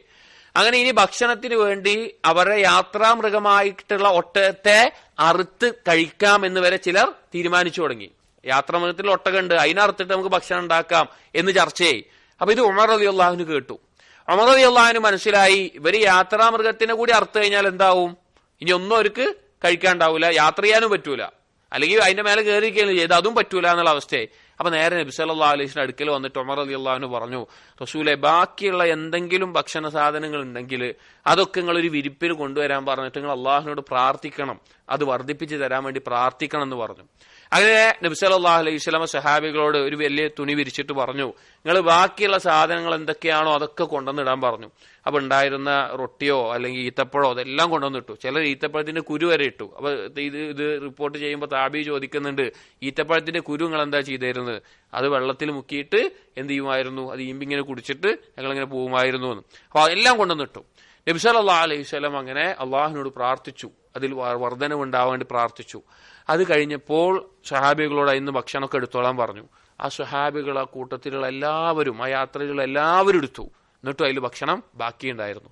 ഇത് കണ്ടപ്പോൾ നബി സല്ലല്ലാഹു അലൈഹി വസല്ലം പറഞ്ഞു, അഷ്ഹദു അല്ലാ ഇലാഹ ഇല്ലല്ലാഹ് വ അന്നി റസൂലുള്ളാഹ്, ഞാൻ ഷഹാദത്ത് ചെയ്യുന്നു ലാ ഇലാഹ ഇല്ലല്ലാഹ്, ഞാൻ അള്ളാഹുവിന്റെ റസൂലാണ് എന്ന് ഞാൻ ഷഹാദത്ത് ചെയ്യുന്നു എന്ന് നബി സല്ലല്ലാഹു അലൈഹി വസല്ലം പറഞ്ഞു. എന്നിട്ട് പറഞ്ഞു, ലാ യൽഖല്ലാഹ ബിഹിമാ അബ്ദുൻ ഗൈറ ശാക്കിൻ ഫീഹിമാ ഇല്ലാ ദഖലൽ ജന്ന, ഈ രണ്ട് കാര്യങ്ങൾ കൊണ്ട് അതിലൊരു ശക്കുമില്ലാതെ ആരെങ്കിലും അള്ളാഹുവിനെ കണ്ടുമുട്ടുന്നുണ്ട് എങ്കിൽ അവൻ സ്വർഗത്തിലാണ് എന്ന് നബി സല്ലല്ലാഹു അലൈഹി വസല്ലം പറഞ്ഞു. ആ തരത്തിലുള്ള യഖീൻ നമ്മുടെ ജീവിതത്തിൽ ഉണ്ടായിരിക്കണം. സ്വഹാബികളുടെ ചരിത്രം നോക്കിയാൽ പലപ്പോഴും അത്ഭുതകരമായിട്ടുള്ള അള്ളാഹു സുബ്ഹാനഹു വ തആലയുടെ ദൃഢത കൊണ്ട് അള്ളാഹു അവർക്ക് നൽകിയ കറാമത്തുകൾ കാണാം. അതിൽ അറിയപ്പെട്ടൊരു സംഭവമാണ്, വളരെ അത്ഭുതം തോന്നിയ ഒരു കാര്യമാണ്. ഉമർ റളിയല്ലാഹുവിന്റെ കാലഘട്ടത്തിൽ മദായിൻ എന്നുള്ള പ്രദേശത്ത് പേർഷ്യക്കാരുമായിട്ട്, മദായിൻ യുദ്ധം എന്നാണ് അതിനെ പറയാറ്, പേർഷ്യക്കാരുമായിട്ടുള്ള യുദ്ധത്തിന് വേണ്ടി പോവുകയാണ്. അതിന് ആ സൈന്യം, ഉമർ റളിയല്ലാഹുവിന്റെ ഖിലാഫത്താണ്, സൈന്യത്തിൽ നേതാവായിട്ടുള്ളത് സഅദ് ബിൻ അബി വഖാസ് ആണ്. അങ്ങനെ പോയ സമയത്ത് അവരൊരു കടലോ വെള്ളത്തിന്റെ ഒരു സൗകര്യം, അപ്പുറത്തേക്ക് കടക്കാനുള്ളതെല്ലാം തകർത്തിട്ട് കൊണ്ട് പോകാൻ പറ്റാത്ത രീതിയിൽ പേർഷ്യക്കാർ അപ്പുറത്തേക്ക് പോയി. അപ്പുറത്തേക്ക് കിസ്ര കൈസർ അവരുടെ നാട്ടിലേക്ക് അപ്പുറത്തേക്ക് പോയി. അപ്പൊ സഅദ് ബിൻ അബി വഖാസ് റളിയല്ലാഹു അൻഹു സഹാബികളുണ്ട്, താബിഈങ്ങളുണ്ട്, അവരുണ്ട്, എന്ത് ചെയ്യണം എന്നറിയാതെ ഇങ്ങനെ നിന്നു. അപ്പൊ സൽമാനുൽ ഫാരിസി റളിയല്ലാഹു അൻഹു വന്നിട്ട് പറഞ്ഞു, നമുക്ക് കുറച്ച് ദിവസം അവിടെ നിൽക്കാം, 2-3 ദിവസം നിൽക്കാം, എന്നിട്ട് നമുക്ക് തീരുമാനിക്കാം, മുസ്ലിമീങ്ങളോട് കൂടുതൽ ഇബാദത്തിനും അള്ളാഹുവിനോട് ദുആയിലും യുദ്ധത്തിനു വേണ്ടി ഒരുങ്ങാനൊക്കെ പറയാൻ പറഞ്ഞു. അങ്ങനെ 3 ദിവസം അവരവിടെ തങ്ങി. അതിൽ അവർ രാത്രി നിസ്കാരം നിർവഹിച്ചു, അള്ളാഹുവിനോട് കൂടുതൽ ദുആ ചെയ്തു, പകലിൽ യുദ്ധത്തിന് വേണ്ട കാര്യങ്ങളൊക്കെ ഒരുക്കി. 3-ാമത്തെ ദിവസമായപ്പോൾ സഅദ് ബിൻ അബി വഖാസ് റളിയല്ലാഹു അൻഹു പറഞ്ഞു, ഞാൻ തക്ബീർ ചൊല്ലിക്കൊണ്ട് ഈ വെള്ളത്തിലേക്ക് ഇറങ്ങാൻ പോവുകയാണ്, എന്റെ പിന്നിൽ നിങ്ങൾ എല്ലാവരും വന്നോളൂ എന്ന് പറഞ്ഞു. അങ്ങനെ സഅദ് ബിൻ അബി വഖാസ് റളിയല്ലാഹു അൻഹു ആ വെള്ളത്തിന് മുകളിലൂടെ നടന്നു. പിന്നാലെ സ്വഹാബികളും താബിഈങ്ങളും നടന്നു. അവരാ വെള്ളത്തിന് മുകളിലൂടെ വീണു പോകാതെ അപ്പുറത്തേക്ക് എത്തി. പേർഷ്യക്കാർ ഇത് കണ്ടപ്പോ ഇവര് മനുഷ്യരല്ല, വേറെ ഏതോ ജീവികളാണെന്ന് പറഞ്ഞ് യുദ്ധത്തിന് നിൽക്കാതെ പേടിച്ചോടി പോകുന്ന അവസ്ഥയുണ്ടായി. അങ്ങനെയാണ് കിസ്ര കൈസർ ആ രാജകൊട്ടാരത്തിലെ ജനാവുകൾക്കുമായിട്ട് അവിടെ വിജയം ഇസ്ലാമിന് ലഭിച്ച സംഭവം ഉണ്ടായിട്ടുള്ളത്. അപ്പൊ അള്ളാഹുവിലുള്ള യഖീന് കൊണ്ട്, അള്ളാഹുവിലുള്ള തവക്കുല് കൊണ്ട് അള്ളാഹു തആല അവരെ ഇക്റാം ചെയ്താണ്. അങ്ങനെ ഹില്യത്തുൽ ഔലിയ പോലെയുള്ള ബിദായത്തു വനിഹായ പോലെയുള്ള സ്വഹീഹായ സനദോടുകൂടി പണ്ഡിതന്മാർ ഉദ്ധരിച്ചിട്ടുള്ള ഒരു കാര്യമാണ് ഈ സംഭവം. ഇങ്ങനെ ധാരാളം കാര്യങ്ങൾ കാണാൻ സാധിക്കും. അപ്പോ ലാ ഇലാഹ ഇല്ലല്ലാഹ് പറഞ്ഞു കഴിഞ്ഞാൽ അതിലെ യഖീൻ അതിന്റെ എക്സ്ട്രീം ആയിരിക്കണം. പിന്നെ ഒരു സംശയം ഉണ്ടാവാൻ പാടില്ല, ഒരു തരത്തിലും സംശയം ഉണ്ടാവാൻ പാടില്ല. ഇതൊരു അതിന്റെ എക്സ്ട്രീം ലെവൽ പറഞ്ഞതാ. ചെറിയ വിഷയത്തിൽ പോലും നമുക്ക് എന്ത് ചെയ്യാൻ പാടില്ല, സംശയം ഉണ്ടാവാൻ പാടില്ല. അള്ളാഹു റബ്ബാണെന്നുള്ളതിൽ ഉണ്ടാകാൻ പാടില്ല, അള്ളാഹു ഇലാഹാണ് എന്നുള്ളതിൽ ഉണ്ടാവാൻ പാടില്ല. അള്ളാഹുവിന് മാത്രമാണ് ആരാധന എന്നുള്ളത്. അതാണ് 2ാമത്തെ ഷർത്ത്, അൽ യഖീൻ എന്നുള്ളത്. 3ാമത്തെ നിബന്ധന, ലാ ഇലാഹ ഇല്ലല്ലാഹ് അള്ളാഹു സുബ്ഹാനഹു വ തആല സ്വീകരിക്കണമെങ്കിൽ ഉണ്ടാകേണ്ടത് അൽ ഇഖ്ലാസ്, നിഷ്കളങ്കത എന്നെല്ലാം പറയുന്ന അൽ ഇഖ്ലാസ് ആണ്. അഥവാ എല്ലാ ഇബാദത്തുകളും പരിപൂർണമായി അള്ളാഹുവിന് വേണ്ടി മാത്രം, അതിലൊരംശം പോലും മറ്റൊരാൾക്കും വകവെച്ചു കൊടുക്കരുത്. അത് ഒരു തരത്തിലും ഉണ്ടാകാൻ പാടില്ല, പൂർണ്ണമായി അള്ളാഹുവിന് മാത്രം.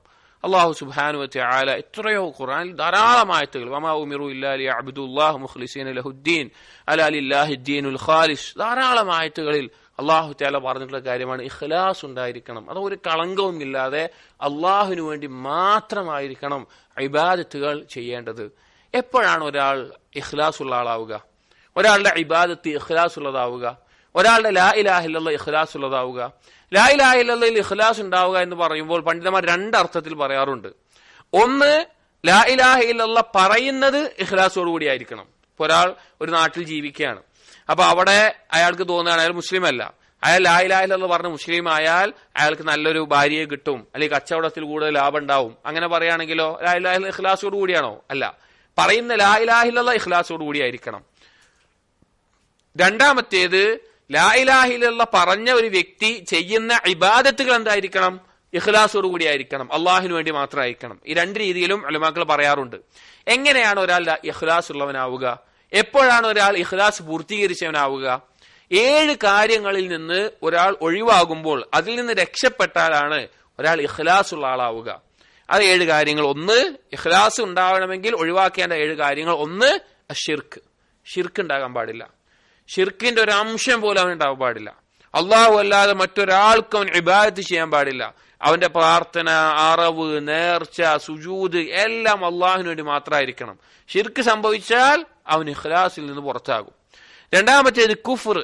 അള്ളാഹു സുബ്ഹാനഹു വ തആല അറിയിച്ചിട്ടുള്ള അള്ളാഹുവിനെ സംബന്ധിച്ചോ പരലോകത്തിനെ സംബന്ധിച്ചോ ദീനിന്റെ നിയമങ്ങളോ ഒന്നിനെയും നിഷേധിക്കാൻ പാടില്ല. ഇപ്പൊ നിസ്കാരം നിർബന്ധമല്ല എന്ന് പറഞ്ഞാൽ കുഫ്റാണ്. അല്ലെങ്കിൽ സ്വർഗ നരകവും സൃഷ്ടിക്കപ്പെട്ടതാണ്, അല്ലെങ്കിൽ പരലോകത്തെ ശിക്ഷയും രക്ഷയും ഉണ്ട്, നിഷേധിക്കുക കുഫ്റാണ്. അല്ലെങ്കിൽ അങ്ങനെയുള്ള കാര്യങ്ങൾ ഒന്നിനെയും നിഷേധിക്കാൻ പാടില്ല. മൂന്നാമത്തേത് നിഫാഖ്, കപടത, കാപട്യം ഉണ്ടാകാൻ പാടില്ല. കപടത എന്നുള്ളത് ഒരുപാട് തരത്തിലുണ്ട്, പ്രധാനമായി 2 തരത്തിലുണ്ട്. എന്നാലും കപടത ഉണ്ടാകാൻ പാടില്ല. കപടത എന്ന് പറഞ്ഞാൽ ഉള്ളിലൊന്നും പുറത്തൊന്നും, ഉള്ളിൽ കുഫറായിരിക്കും, പുറത്ത് ഈമാൻ കാണിക്കുന്ന ഒരവസ്ഥ. വളരെ ഭയപ്പെടേണ്ട ഒരു കാര്യമാണ്. കാരണം അധിക ആളുകളും അശ്രദ്ധമായി പോകുന്ന, എന്നാൽ ആളുകളിൽ പെട്ടെന്ന് കടന്നു വരുന്ന ഒരു കാര്യമാണ് നിഫാഖ് എന്നുള്ളത്. സ്വഹാബികൾ ഏറ്റവും ഭയപ്പെട്ടിട്ടുള്ള ഒരു കാര്യമാണ്. നാലാമത്തേത് അരിയാ, ആളുകൾ കാണാൻ വേണ്ടി കർമ്മങ്ങൾ ചെയ്യുക എന്നുള്ളത്. അതൊരാൾക്ക് ഉണ്ടാകാൻ പാടില്ല. ആളുകൾ കാണാൻ വേണ്ടി ഇബാദത്തുകൾ ചെയ്യുക. ഞാൻ നല്ല നിസ്കരിക്കുന്ന ആളാണ്, നല്ല ഓതുന്ന ആളാണ്, ധാരാളം ദാനധർമ്മങ്ങൾ കൊടുക്കുന്ന ആളാണ്, അത് ആളുകളെ കാണിക്കാൻ വേണ്ടി. ഇപ്പൊ എത്ര പറഞ്ഞു? ഷിർക്ക്, കുഫർ, നിഫാഖ്, റിയാ. അഞ്ചാമത്തെ സുംഅത്ത്. സുംഅത്ത് പറഞ്ഞാൽ റിയാ കാണാൻ വേണ്ടിയിട്ടാണെങ്കിൽ സുംഅത്ത് കേൾക്കാൻ വേണ്ടിയിട്ട്. ഞാൻ നല്ല ആളാണെന്ന് ആളുകൾ പറയണം, ആളുകൾ എന്നെ പറ്റിയിട്ട് ഇങ്ങനെ പറയണം, ഞാൻ അങ്ങനത്തെ ഒരാളാണ് എന്ന് ആളുകൾ പറയുന്നുണ്ട്, അത് ആഗ്രഹിച്ചുകൊണ്ട്. ആറാമത്തേത് ദിക്ർ. ദിക്ർ എന്ന് പറഞ്ഞാൽ ആളുകൾ നേരിട്ട് വന്ന് തന്നെ പ്രശംസിക്കണം. നിങ്ങൾ നല്ലൊരു മനുഷ്യനാണ്, നിങ്ങൾ നല്ലൊരു കാര്യം ചെയ്യുന്ന ആളാണ്, നിങ്ങൾ നല്ല ആബിദാണ്, അത് നല്ല ആലിമാണ്, അങ്ങനെയൊക്കെ വന്ന് നേരിട്ട് പറയാൻ ആഗ്രഹിക്കൽ. ഏഴാമത്തേത് ത്വലബുദ് ദുനിയ ബിഅമലിൽ ആഖിറ. പരലോകത്തേക്ക് പ്രതിഫലം മാത്രം നേടേണ്ടത് കൊണ്ട് ദുനിയാവ് തേടിക്കൊണ്ട് കാര്യങ്ങൾ ചെയ്യുക എന്നുള്ളത്. അഥവാ പരലോകത്ത് പ്രതിഫലം പ്രതീക്ഷിക്കേണ്ട കാര്യം. ഇപ്പോ നാളെ നരകത്തിൽ ആദ്യം പ്രവേശിക്കുന്ന 3 ആളുകൾ ആരൊക്കെയാണ്? 1 ഷഹീദായി മരണപ്പെട്ട ആളാണ്, 2 ആലിമായിട്ടുള്ള ഖുർആനിൽ ഹിഫ്ളുള്ള പണ്ഡിതനായിട്ടുള്ള ആളാണ്, 3 ധാരാളം സ്വതക്ക കൊടുത്തിരുന്ന ആളാണ്. ഇവരെന്തുകൊണ്ടാണ് നരകത്തിലായത്? അവർ ചെയ്തത് ദുനിയാവിലെ നേട്ടമായിരുന്നു.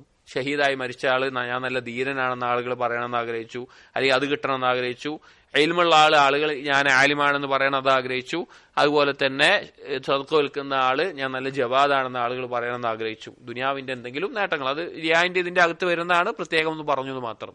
ഈ 7 കാര്യങ്ങളിൽ നിന്ന് നമ്മുടെ കർമ്മങ്ങൾ ഒഴിവാകുമ്പോഴാണ് നമ്മൾ ലാ ഇലാഹ ഇല്ലല്ലാഹിൽ അല്ലെങ്കിൽ ദീനിൽ ഇഖ്ലാസ് ഉള്ള ആളായി തീരുക. അത് ലാ ഇലാഹ ഇല്ലല്ലാഹ് പറയുമ്പോൾ ഇഖ്ലാസ് ഉണ്ടാവണമെങ്കിലും ലാ ഇലാഹ ഇല്ലല്ലാഹ് പറഞ്ഞ് അമലുകൾ ചെയ്യുമ്പോൾ ഇഖ്ലാസ് ഉണ്ടാകണമെങ്കിലും ഈ 7 കാര്യത്തിൽ നിന്ന് ഒഴിവാകണം. ഇത് ചെറിയൊരു കാര്യമല്ല. ഇഖ്ലാസ് ഉണ്ടാവുക എന്നുള്ളത് ഉലമാക്കൾ വളരെ ബുദ്ധിമുട്ടുള്ള കാര്യമായി പറഞ്ഞു. സുഫിയാൻ സൗരി റഹിമഹുല്ലാഹ് അദ്ദേഹം പറഞ്ഞു കാണാം, പിന്നെ നിയ്യത്തിൽ ഇഖ്ലാസ് ഉണ്ടാകാൻ വേണ്ടി പണിപ്പെട്ടതുപോലെ ഒരു കാര്യത്തിന് ഞാൻ പണിപ്പെട്ടിട്ടില്ല. 3 വർഷത്തോളം എടുത്തിട്ടുണ്ട് ചില ഇബാദത്തുകളെ എന്റെ നിയ്യത്ത് നേരാകാൻ എന്ന് സലഫുകൾ പറഞ്ഞത് കാണാം. അതുപോലെ തന്നെ സലഫുകൾ അവരെ ഇഖ്ലാസിനെ കാത്തു സൂക്ഷിച്ച ധാരാളം ഉദാഹരണങ്ങളുണ്ട്. അവരുടെ അമലുകൾ അത്രത്തോളം അവർ ഇഖ്ലാസ് കാത്തു സൂക്ഷിക്കാൻ ശ്രമിച്ചത്. അതിനൊരു ഉദാഹരണമാണ് അലി റളിയല്ലാഹുവിന്റെ മകനായ ഹുസൈൻ റളിയല്ലാഹുവിന്റെ മകനായിട്ട് ഒരു അലി ഉണ്ട്, സൈനുൽ ആബിദീൻ എന്നാണ് പേര്. അദ്ദേഹം വളരെയധികം രഹസ്യമായി ഇബാദത്തുകൾ ചെയ്യുന്ന, സൽക്കർമ്മങ്ങൾ ചെയ്യുന്നതിൽ അറിയപ്പെട്ട വ്യക്തിയായിരുന്നു. അദ്ദേഹം മരണപ്പെട്ട സമയത്ത്, നാട്ടിലെ ആളുകൾ മരണപ്പെട്ട സമയത്ത് അദ്ദേഹത്തിന്റെ ജനാസ മയ്യത്ത് കുളിപ്പിക്കുന്ന സമയത്ത് അദ്ദേഹത്തിന്റെ മുതുകിലൊക്കെ കുറെ ഭാരം ചുമന്ന ഇതുപോലെ അടയാളങ്ങൾ കണ്ടു. അപ്പൊ ആ നാട്ടുകാർക്കൊന്നും അറിയില്ല, അങ്ങനെ ഭാരം ചുമക്കുന്ന പണിയൊന്നും എടുക്കുന്ന അറിയില്ല. അങ്ങനെ മരണപ്പെട്ടു, ജനാസ മറമാടിയൊക്കെ കഴിഞ്ഞ് പിന്നെ കുറച്ച് ദിവസം കഴിഞ്ഞപ്പോൾ അവിടെ അപ്പുറത്തുള്ള ഒരു പർവ്വതത്തിന്റെ അപ്പുറത്തോ ഒരു താഴ്വരയുടെ അപ്പുറത്തുള്ള ഗ്രാമത്തിൽ നിന്നുള്ള ആളുകൾ വരാൻ തുടങ്ങി. അപ്പൊ എന്താ കാര്യം എന്ന് വെച്ച് കഴിഞ്ഞാൽ അവർക്ക് ആവശ്യമുള്ള ഭക്ഷണങ്ങളും അതുപോലുള്ള കാര്യങ്ങളൊക്കെ ആരോ അവിടെ എത്തിച്ചു കൊടുക്കാറുണ്ടായിരുന്നു. ഇപ്പോ എന്തില്ല, അത് വരുന്നില്ല. അതുകൊണ്ട് അത് അന്വേഷിക്കാനൊക്കെ വന്നതാണ്. അപ്പോൾ രാത്രി സമയങ്ങളിലൊക്കെ ഇതുപോലെയുള്ള കാര്യങ്ങൾ കൊണ്ടുപോയി കൊടുക്കുന്ന ആളായിരുന്നു ഈ അലി ഇബ്നു ഹുസൈൻ എന്ന് പറയുന്ന താബിഈ. ഒന്ന് ആലോചിച്ച് നോക്കി അദ്ദേഹത്തിന്റെ കർമ്മം. ഇതുപോലെ ധാരാളം. ഇബ്നു മുബാറക് റഹിമഹുല്ലാ, അദ്ദേഹം ആലിമാണ്, നല്ല കച്ചവടക്കാരനാണ്, നല്ല ജിഹാദിന് പോകുന്ന ആളാണ്. അപ്പൊ ഇബ്നു മുബാറക് റഹിമഹുല്ല ആളുകൾക്ക് അറിയാം, അതുകൊണ്ട് അദ്ദേഹം ജിഹാദിന് മുൻപന്തിയിൽ ഉണ്ടാകും. പക്ഷെ ജിഹാദിന് പോകുമ്പോൾ അദ്ദേഹം മുഖം മറച്ചുകൊണ്ട് ആളറിയാതിരിക്കുന്ന രീതിയിലാണ് ജിഹാദിന് വേണ്ടി പോകാറുണ്ടായിരുന്നുള്ളൂ. അതുപോലെ തന്നെ അദ്ദേഹത്തിനെ പറ്റി ഇമാം അഹ്മദ് പറഞ്ഞത് കാണാം, രഹസ്യമായ കർമ്മങ്ങൾ കൊണ്ടാണ് ഇബ്നു മുബാറക് ഇത്ര ഉന്നതമായ സ്ഥാനത്തെത്തിയത് എന്ന്. അങ്ങേയറ്റം കർമ്മങ്ങൾ രഹസ്യമായി ചെയ്യാൻ അധികം ശ്രദ്ധിച്ചിരുന്ന ഒരു വ്യക്തിയായിരുന്നു. അതുപോലെ തന്നെ സലഫുകൾപ്പെട്ട ദാവൂദ് അൽ ഹിന്ദി, അദ്ദേഹത്തെ പറ്റി പറയുന്നുണ്ട്, ഒരുപാട് കാലം അദ്ദേഹം സുന്നത്ത് നോമ്പെടുത്തത് സ്വന്തം വീട്ടുകാർ പോലും അറിയാതെയാണ്. വീട്ടിൽ നിന്ന്, അതേ കച്ചവടക്കാരനാണ്, രാവിലെ കടയിലേക്ക് പോകുമ്പോൾ വീട്ടിൽ നിന്ന് പ്രഭാത ഭക്ഷണമൊക്കെ ആയിട്ട് പൊതിഞ്ഞെടുക്കും. പോണ വഴിക്ക് ആർക്ക് കൊടുക്കും? വഴിയിലുള്ള ഏതെങ്കിലും സാധുക്കൾക്ക് കൊടുക്കും, കഴിച്ചതിന്റെ ബാക്കിയാണെന്ന നിലക്ക്. അങ്ങനെ കടയിൽ കഴിഞ്ഞ് വൈകുന്നേരം മഗ്രിബ് കഴിഞ്ഞിട്ട് തിരിച്ചു പോയിട്ട് വീട്ടുകാരോടൊപ്പം ഭക്ഷണം കഴിക്കും. അങ്ങനെ സുന്നത്തായി നോമ്പെടുക്കാറുണ്ടായിരുന്നു. അങ്ങനെ സലഫുകളുടെ ജീവിതം നോക്കിക്കഴിഞ്ഞാൽ, അവരുടെ ഇഖ്ലാസിന്റെ കർമ്മങ്ങൾ നോക്കിക്കഴിഞ്ഞാൽ അത്ഭുതപ്പെട്ടു പോകും നമ്മൾ. അപ്പൊ നമ്മുടെ ജീവിതത്തിൽ ഉണ്ടായിരിക്കേണ്ട ഒരു കാര്യമാണ് ലാ ഇലാഹ ഇല്ലല്ലാഹ് പറയുന്നതിൽ ഇഖ്ലാസ് ഉണ്ടാകണം, നമ്മുടെ ഇബാദത്തുകൾ ഇഖ്ലാസ് ഉണ്ടാകണം. ഇഖ്ലാസ് ഉണ്ടാകാൻ ഏറ്റവും പ്രധാനപ്പെട്ട ഒരു മാർഗമാണ് രഹസ്യമായിട്ടുള്ള ഇബാദത്തുകൾ വർദ്ധിപ്പിക്കുക എന്നുള്ളത്. രാത്രി നിസ്കാരമാവട്ടെ, സുന്നത്തായ നോമ്പാവട്ടെ, രഹസ്യമായ സദഖകളാകട്ടെ, അല്ലെങ്കിൽ എന്തെല്ലാമാണോ അത് വർദ്ധിപ്പിക്കുക എന്നുള്ളത്. നബി സല്ലല്ലാഹു അലൈഹി വസല്ലമയുടെ അടുക്കൽ ഒരിക്കൽ അബൂ ഹുറൈറ റളിയല്ലാഹു അൻഹു ഒന്ന് ചോദിക്കുകയുണ്ടായി, ആരാണ് റസൂലെ നാളെ നിങ്ങളുടെ ശഫാഅത്ത് ലഭിക്കുന്ന ഏറ്റവും വലിയ സൗഭാഗ്യവാൻ ആരാണ്? നിങ്ങളുടെ ശഫാഅത്ത് ലഭിക്കുന്ന ആളുകൾ ആരൊക്കെയാണ് എന്ന് ചോദിച്ചു. അപ്പൊ റസൂലുള്ളാഹി സ്വല്ലല്ലാഹു അലൈഹി വസല്ലം പറഞ്ഞു, അബൂ ഹുറൈറ, നീ ഇത് ചോദിക്കണം എന്ന് ഞാൻ ആഗ്രഹിച്ചിരുന്നു, കാരണം നിനക്ക് ഹദീസ് അത്ര ഇഷ്ടമുള്ള ആളാണല്ലോ, അതുകൊണ്ട് നീ ചോദിക്കണം എന്ന് ഞാൻ ആഗ്രഹിച്ചിരുന്നു എന്ന് പറഞ്ഞിട്ട് പറഞ്ഞു കൊടുത്തു, അസ്അദുൻ നാസി ബിശഫാഅതി യൗമൽ ഖിയാമ മൻ ഖാല ലാ ഇലാഹ ഇല്ലല്ലാഹ് ഖാലിസൻ മിൻ ഖൽബിഹി. എന്റെ ശഫാഅത്ത് ലഭിക്കുന്ന സൗഭാഗ്യവാൻ എന്ന് പറഞ്ഞു കഴിഞ്ഞാൽ ആരാണോ ലാ ഇലാഹ ഇല്ലല്ലാഹ് ഇഖ്ലാസോടുകൂടി പറയുന്നത് അവനാണെന്ന് പറഞ്ഞു. ഇഖ്ലാസോടുകൂടി ലാ ഇലാഹ ഇല്ലല്ലാഹ് പറയുന്നവനാണെന്ന് പറഞ്ഞു. അപ്പോൾ ലാ ഇലാഹ ഇല്ലല്ലാഹ് പറയൽ ഇഖ്ലാസോടുകൂടിയാകണം, ജീവിതത്തിൽ അതിനുശേഷമുള്ള അമലുകൾ ഇഖ്ലാസോടുകൂടിയാവണം. നമ്മൾ ഏറ്റവും നമ്മിലേക്ക് വരുന്ന, അല്ലെങ്കിൽ നമ്മൾ അറിയാതെ ആഗ്രഹിച്ചു പോകുന്ന ഒരു കാര്യമാണ് ഇഖ്ലാസിനെ തകർക്കുന്നത്. ശിർക്കിന്റെ ചെറിയ ഇനമാവട്ടെ, അത് അതിലേക്ക് കടന്നു വരും. നിങ്ങൾ ആലോചിച്ച് നോക്കിയും, ഒരിക്കൽ അബൂബക്കർ സിദ്ദീഖ് റളിയല്ലാഹുവിനോട് നബി സല്ലല്ലാഹു അലൈഹി വസല്ലം പറയുകയാണ്, ലശ്ശിർകു അഖ്ഫാ മിൻ ദബീബിൻ നംൽ. അബൂബക്കർ റളിയല്ലാഹു പറയുന്നത്, നിങ്ങളിലേക്ക് ശിർക്ക് ഒരു ഉറുമ്പിന്റെ കാലടിപ്പാട് വെക്കുമ്പോഴുണ്ടാകുന്ന ഒരു ശബ്ദത്തിനേക്കാൾ ഗോപ്യമായി നിലക്ക് കടന്നു വരുന്നു. ആരോടാ പറയണ നോക്കണം? അമ്പിയാക്കളിൽ ഏറ്റവും ശ്രേഷ്ഠനായിട്ടുള്ള ആൾ, ഔലിയാക്കളിൽ ഏറ്റവും ശ്രേഷ്ഠനായിട്ട് ആളോട് എന്ത് പറയുന്നത്? ശിർക്ക് നിങ്ങളിലേക്ക് അത്രയും ഗോപ്യമായിട്ട് നിങ്ങളിലേക്ക് കടന്നു വരും. അപ്പൊ പേടിച്ചു, എങ്ങനെയാണ് രക്ഷപ്പെടുക എന്ന് ചോദിച്ചു. ആകെ പേടിച്ചുപോയി. അവർ നബി സല്ലല്ലാഹു അലൈഹി വസല്ലം പറഞ്ഞു, ഞാൻ നിങ്ങൾക്ക് ഒരു കലിമത്ത് പഠിപ്പിച്ചു തരാം, അത് പറഞ്ഞാൽ എന്തുണ്ടാകും? നിങ്ങൾക്ക് ഈ ശിർക്കിന്റെ വാക്കിൽ നിന്ന് ശിർക്കിന്റെ ചെറിയ ഭാഗത്ത് നിന്ന് രക്ഷപ്പെടാന്ന് പറഞ്ഞിട്ട് ഈ ദുആ പഠിപ്പിച്ചു കൊടുത്തത്. അല്ലാഹുമ്മ ഇന്നി അഊദു ബിക അൻ ഉശ്രിക ബിക ശൈഅൻ അഅലമുഹു വസ്തഗ്ഫിറുക ലിമാ ലാ അഅലം. അറിഞ്ഞുകൊണ്ട് നിന്നിൽ ശിർക്ക് ചെയ്യുന്നതിനെ തൊട്ട് ഞാൻ രക്ഷ തേടുന്നു, അറിയാതെ സംഭവിക്കുന്നതിനെ തൊട്ട് ഇസ്തിഗ്ഫാർ തേടുന്നു എന്നുള്ള ഈ വാക്ക് ശിർക്കിൽ നിന്ന് സംരക്ഷണമേകാനുള്ള വാക്കാണ്, ഇഖ്ലാസ് ഉണ്ടാകാനുള്ള വാക്കാണ്. അപ്പൊ എത്ര നിബന്ധനകൾ പറഞ്ഞു? 1 ഇൽമ്, 2 യഖീന്, 3 ഇഖ്ലാസ്. 4ാമത്തേത് അസ്ദിഖ്. ഇഖ്ലാസ് ഇല്ലാതാക്കുന്നത് ശിർക്കിനെയും റിയായിനെയും. 4ാമത്തേത് സിദ്ഖ്. സിദ്ഖ് ഇല്ലാതാക്കുന്നത് കദിബിനെയാണ്. സിദ്ഖ് എന്ന് പറഞ്ഞാൽ സത്യസന്ധത എന്നുള്ളത്. ഇവിടെ ഇഖ്ലാസും സിദ്ഖും തമ്മിലുള്ള വ്യത്യാസം ഒരു മൈന്യൂട്ടായിട്ടുള്ള വ്യത്യാസമാണ് ഇഖ്ലാസും സിദ്ഖും തമ്മിലുള്ളത്. അതിനെ പണ്ഡിതന്മാർ പറഞ്ഞിട്ടുള്ളത്, ഇഖ്ലാസ് എന്ന് പറഞ്ഞാൽ തൗഹീദുൽ മുറാദ്, ലക്ഷ്യത്തെ ഏകനാക്കുന്നതിനാണ് ഇഖ്ലാസ് എന്ന് പറയുന്നത്. ഒരാളുടെ ലക്ഷ്യം ഒന്ന് മാത്രമാകുന്നതിനാണ് ഇഖ്ലാസ് എന്ന് പറയുന്നത്. സിദ്ഖ് എന്ന് പറഞ്ഞാൽ തൗഹീദുൽ മുറാദ്, ഒരുത്തന്റെ ഉദ്ദേശം ഒന്നിലേക്ക് മാത്രമാകുന്നതിനാണ് സിദ്ഖ് എന്ന് പറയാം. ഇഖ്ലാസിനേക്കാൾ സബ്റ്റിലായിട്ടുള്ള, ഇഖ്ലാസിനേക്കാൾ മൈന്യൂട്ടായിട്ടുള്ള ഒരു കാര്യമാണ് സിദ്ഖ്. ഇമാം ഔസാഇയോ മറ്റോ പറഞ്ഞൊരു വാക്ക് കാണാം, ഇഖ്ലാസ് ഉണ്ടാവലിന്റെ ബുദ്ധിമുട്ടുള്ള ഒരു കാര്യമാണ്, ഇഖ്ലാസിൽ സിദ്ഖ് ഉണ്ടാവുക എന്ന് പറഞ്ഞാൽ അതിനേക്കാൾ ബുദ്ധിമുട്ടുള്ള ഒരു കാര്യമാണ് എന്ന്. അപ്പൊ അത്ര നമ്മുടെ ചെയ്യുന്നതിന്റെ ഉദ്ദേശം പരിപൂർണമായി പ്യുവർ ആയിരിക്കുക എന്നുള്ളതാണ് സിദ്ഖ് എന്ന് പറഞ്ഞു കഴിഞ്ഞാൽ.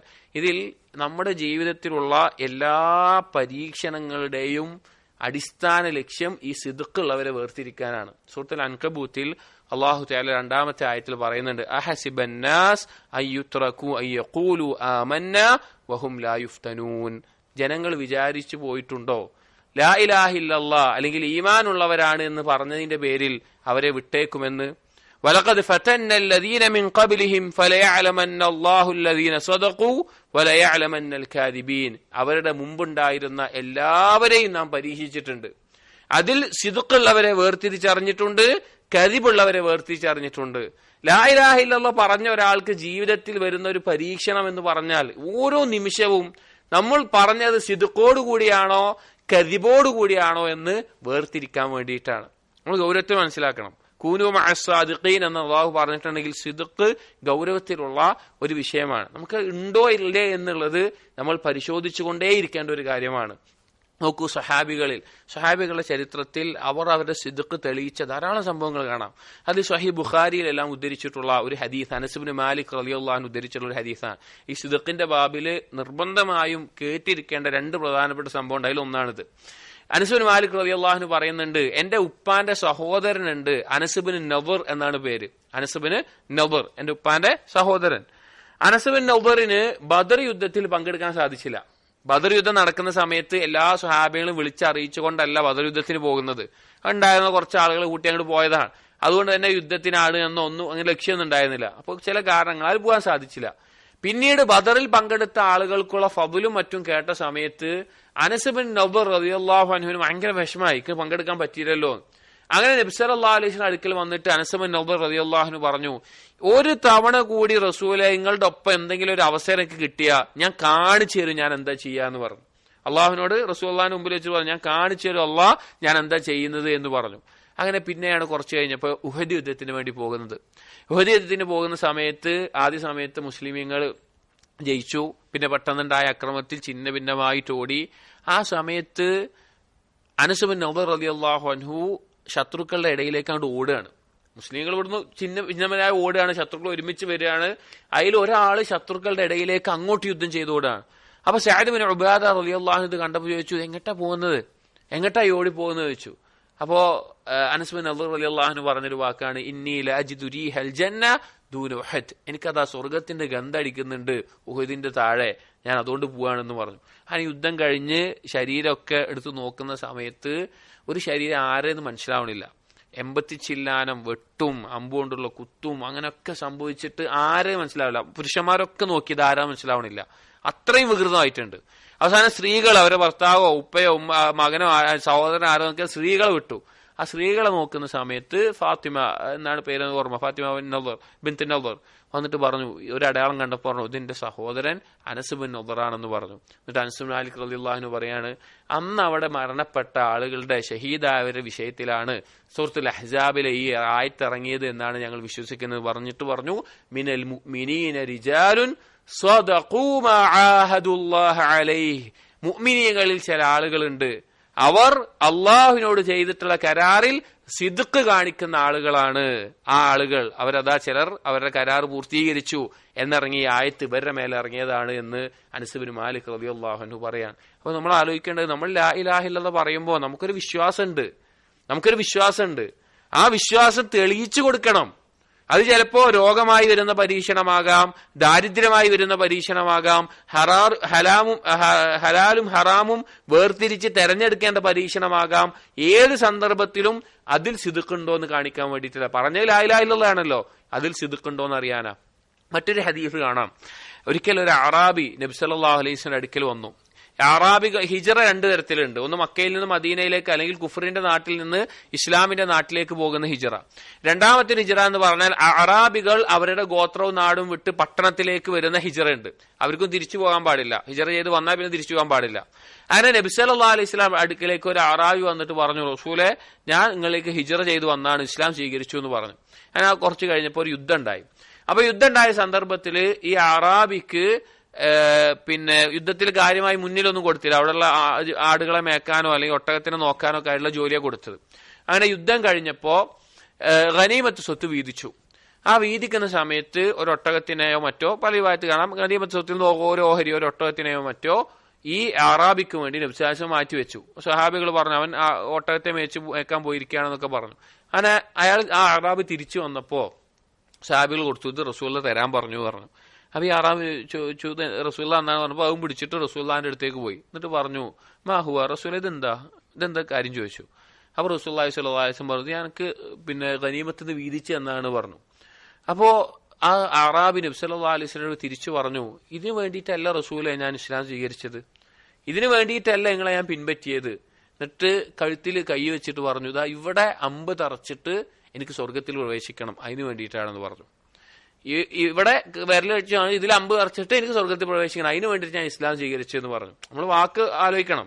ഇപ്പൊ നമ്മൾ ചില സമയത്തൊക്കെ അള്ളാഹുവിനെ പറ്റി പറയുന്ന ഒരു വാക്കുണ്ടല്ലോ, ആ വാക്ക് നമ്മൾ ജീവിതത്തിൽ തെളിയിച്ചു കൊടുക്കേണ്ടി വരും. അള്ളാഹുവിനെ പറ്റി ഞാൻ അള്ളാഹുവിൽ പരമേൽപ്പിക്കുന്നവനാണ്, അല്ലെങ്കിൽ അള്ളാഹുവിന്റെ കയ്യിലാണ് കാര്യങ്ങൾ, അല്ലെങ്കിൽ അള്ളാഹു എന്നെ സഹായിക്കും, അങ്ങനെയൊക്കെ നമ്മൾ പറയുന്ന ഓരോ വാക്കും നമ്മൾ തെളിയിച്ചു കൊടുക്കാനുള്ള പരീക്ഷണം പിന്നെ വരും. അപ്പൊ ഈ വാക്ക് പറഞ്ഞപ്പോൾ നബി സല്ലല്ലാഹു അലൈഹി വസല്ലം പറഞ്ഞ മറുപടി എന്താ അറിയോ? ഇൻ തസ്ദുഖില്ലാഹ യസ്ദുഖ. നമ്മളെല്ലാവരും മനസ്സിൽ കൊത്തിവെക്കേണ്ട ഒരു വാക്കാണ്.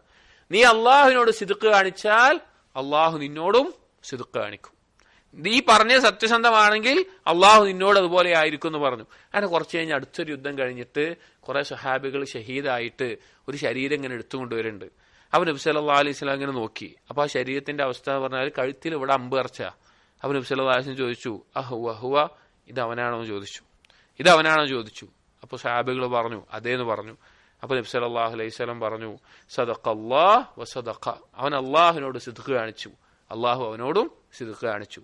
അവൻ ആത്മാർത്ഥമായി സത്യസന്ധമായി ആഗ്രഹിച്ച ഒരു കാര്യം അള്ളാഹു തആല അവന് നടപ്പിലാക്കി കൊടുത്തു. അപ്പൊ ഏത് കാര്യത്തിലും നമ്മൾ പറയുന്നത് സിദ്ഖോട് കൂടിയാണോ അള്ളാഹു സുബ്ഹാനഹു വ തആല നമുക്ക് സത്യസന്ധമായ നിലക്ക് നടത്തി തരും. അതല്ല കദിബോട് കൂടിയാണോ അത് വേർതിരിച്ചറിയാനാണ് ഈ പരീക്ഷണങ്ങൾ വെച്ചിട്ടുള്ളത്. ഈ ഒരു ഹദീസിൽ നബി സല്ലല്ലാഹു അലൈഹി വസല്ലം പറഞ്ഞു, മുആദ് ഇബ്നു ജബൽ റളിയല്ലാഹു അൻഹു ഉദ്ധരിക്കുന്ന ഹദീസിൽ, മാ മിൻ അഹദിൻ യശ്ഹദു അൻ ലാ ഇലാഹ ഇല്ലല്ലാഹ് വ അന്ന മുഹമ്മദൻ റസൂലുള്ളാഹ് സാദിഖൻ മിൻ ഖൽബി ഇല്ലാ ഹറമഹുല്ലാഹു അലൻ നാർ.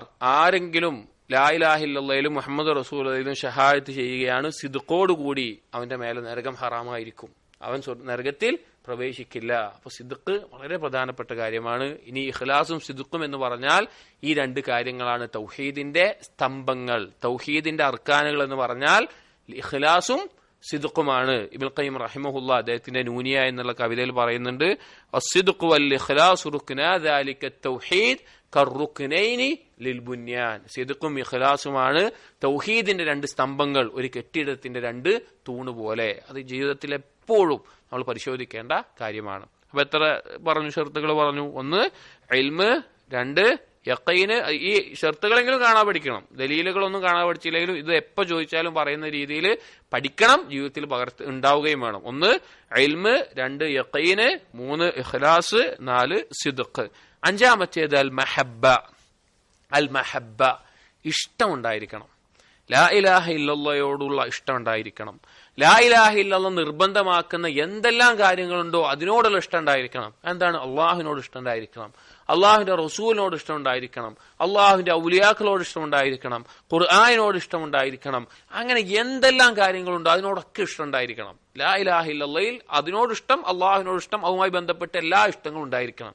ഇവിടെ മനസ്സിലാക്കേണ്ട ഒരു പ്രധാനപ്പെട്ട കാര്യം, തൗഹീദിന്റെ ഏറ്റവും അകക്കാമ്പ് എന്ന് പറഞ്ഞു കഴിഞ്ഞാൽ അതെന്താണ്?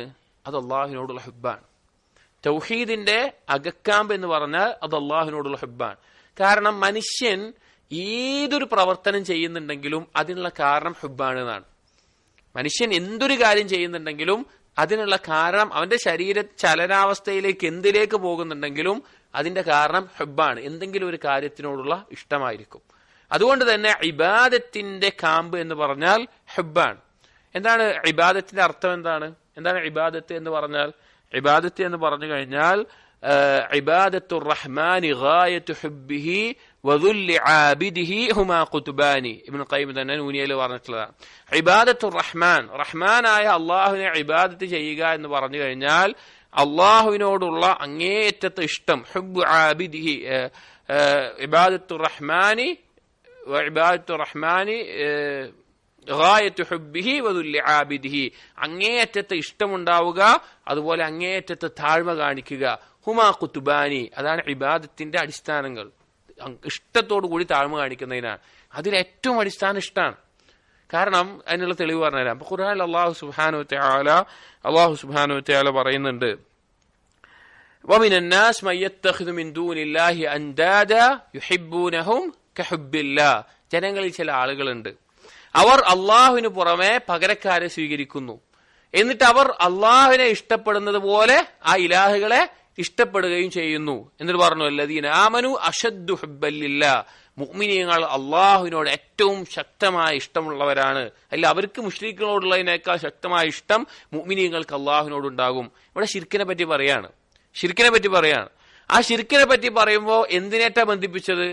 അവർ അവരുടെ ഇലാഹുകളെ ഇഷ്ടപ്പെടുന്നു, മുഅ്മിനീങ്ങൾ അള്ളാഹുവിനെ ഇഷ്ടപ്പെടുന്നു എന്ന് പറഞ്ഞിട്ടാണ് ശിർക്കിനെ പറഞ്ഞത്. അപ്പൊ ശിർക്കിന്റെ അടിസ്ഥാനം അള്ളാഹു അല്ലാത്തവരെ അള്ളാഹുവിനെ പോലെ ഇഷ്ടപ്പെടുന്നതാണ്.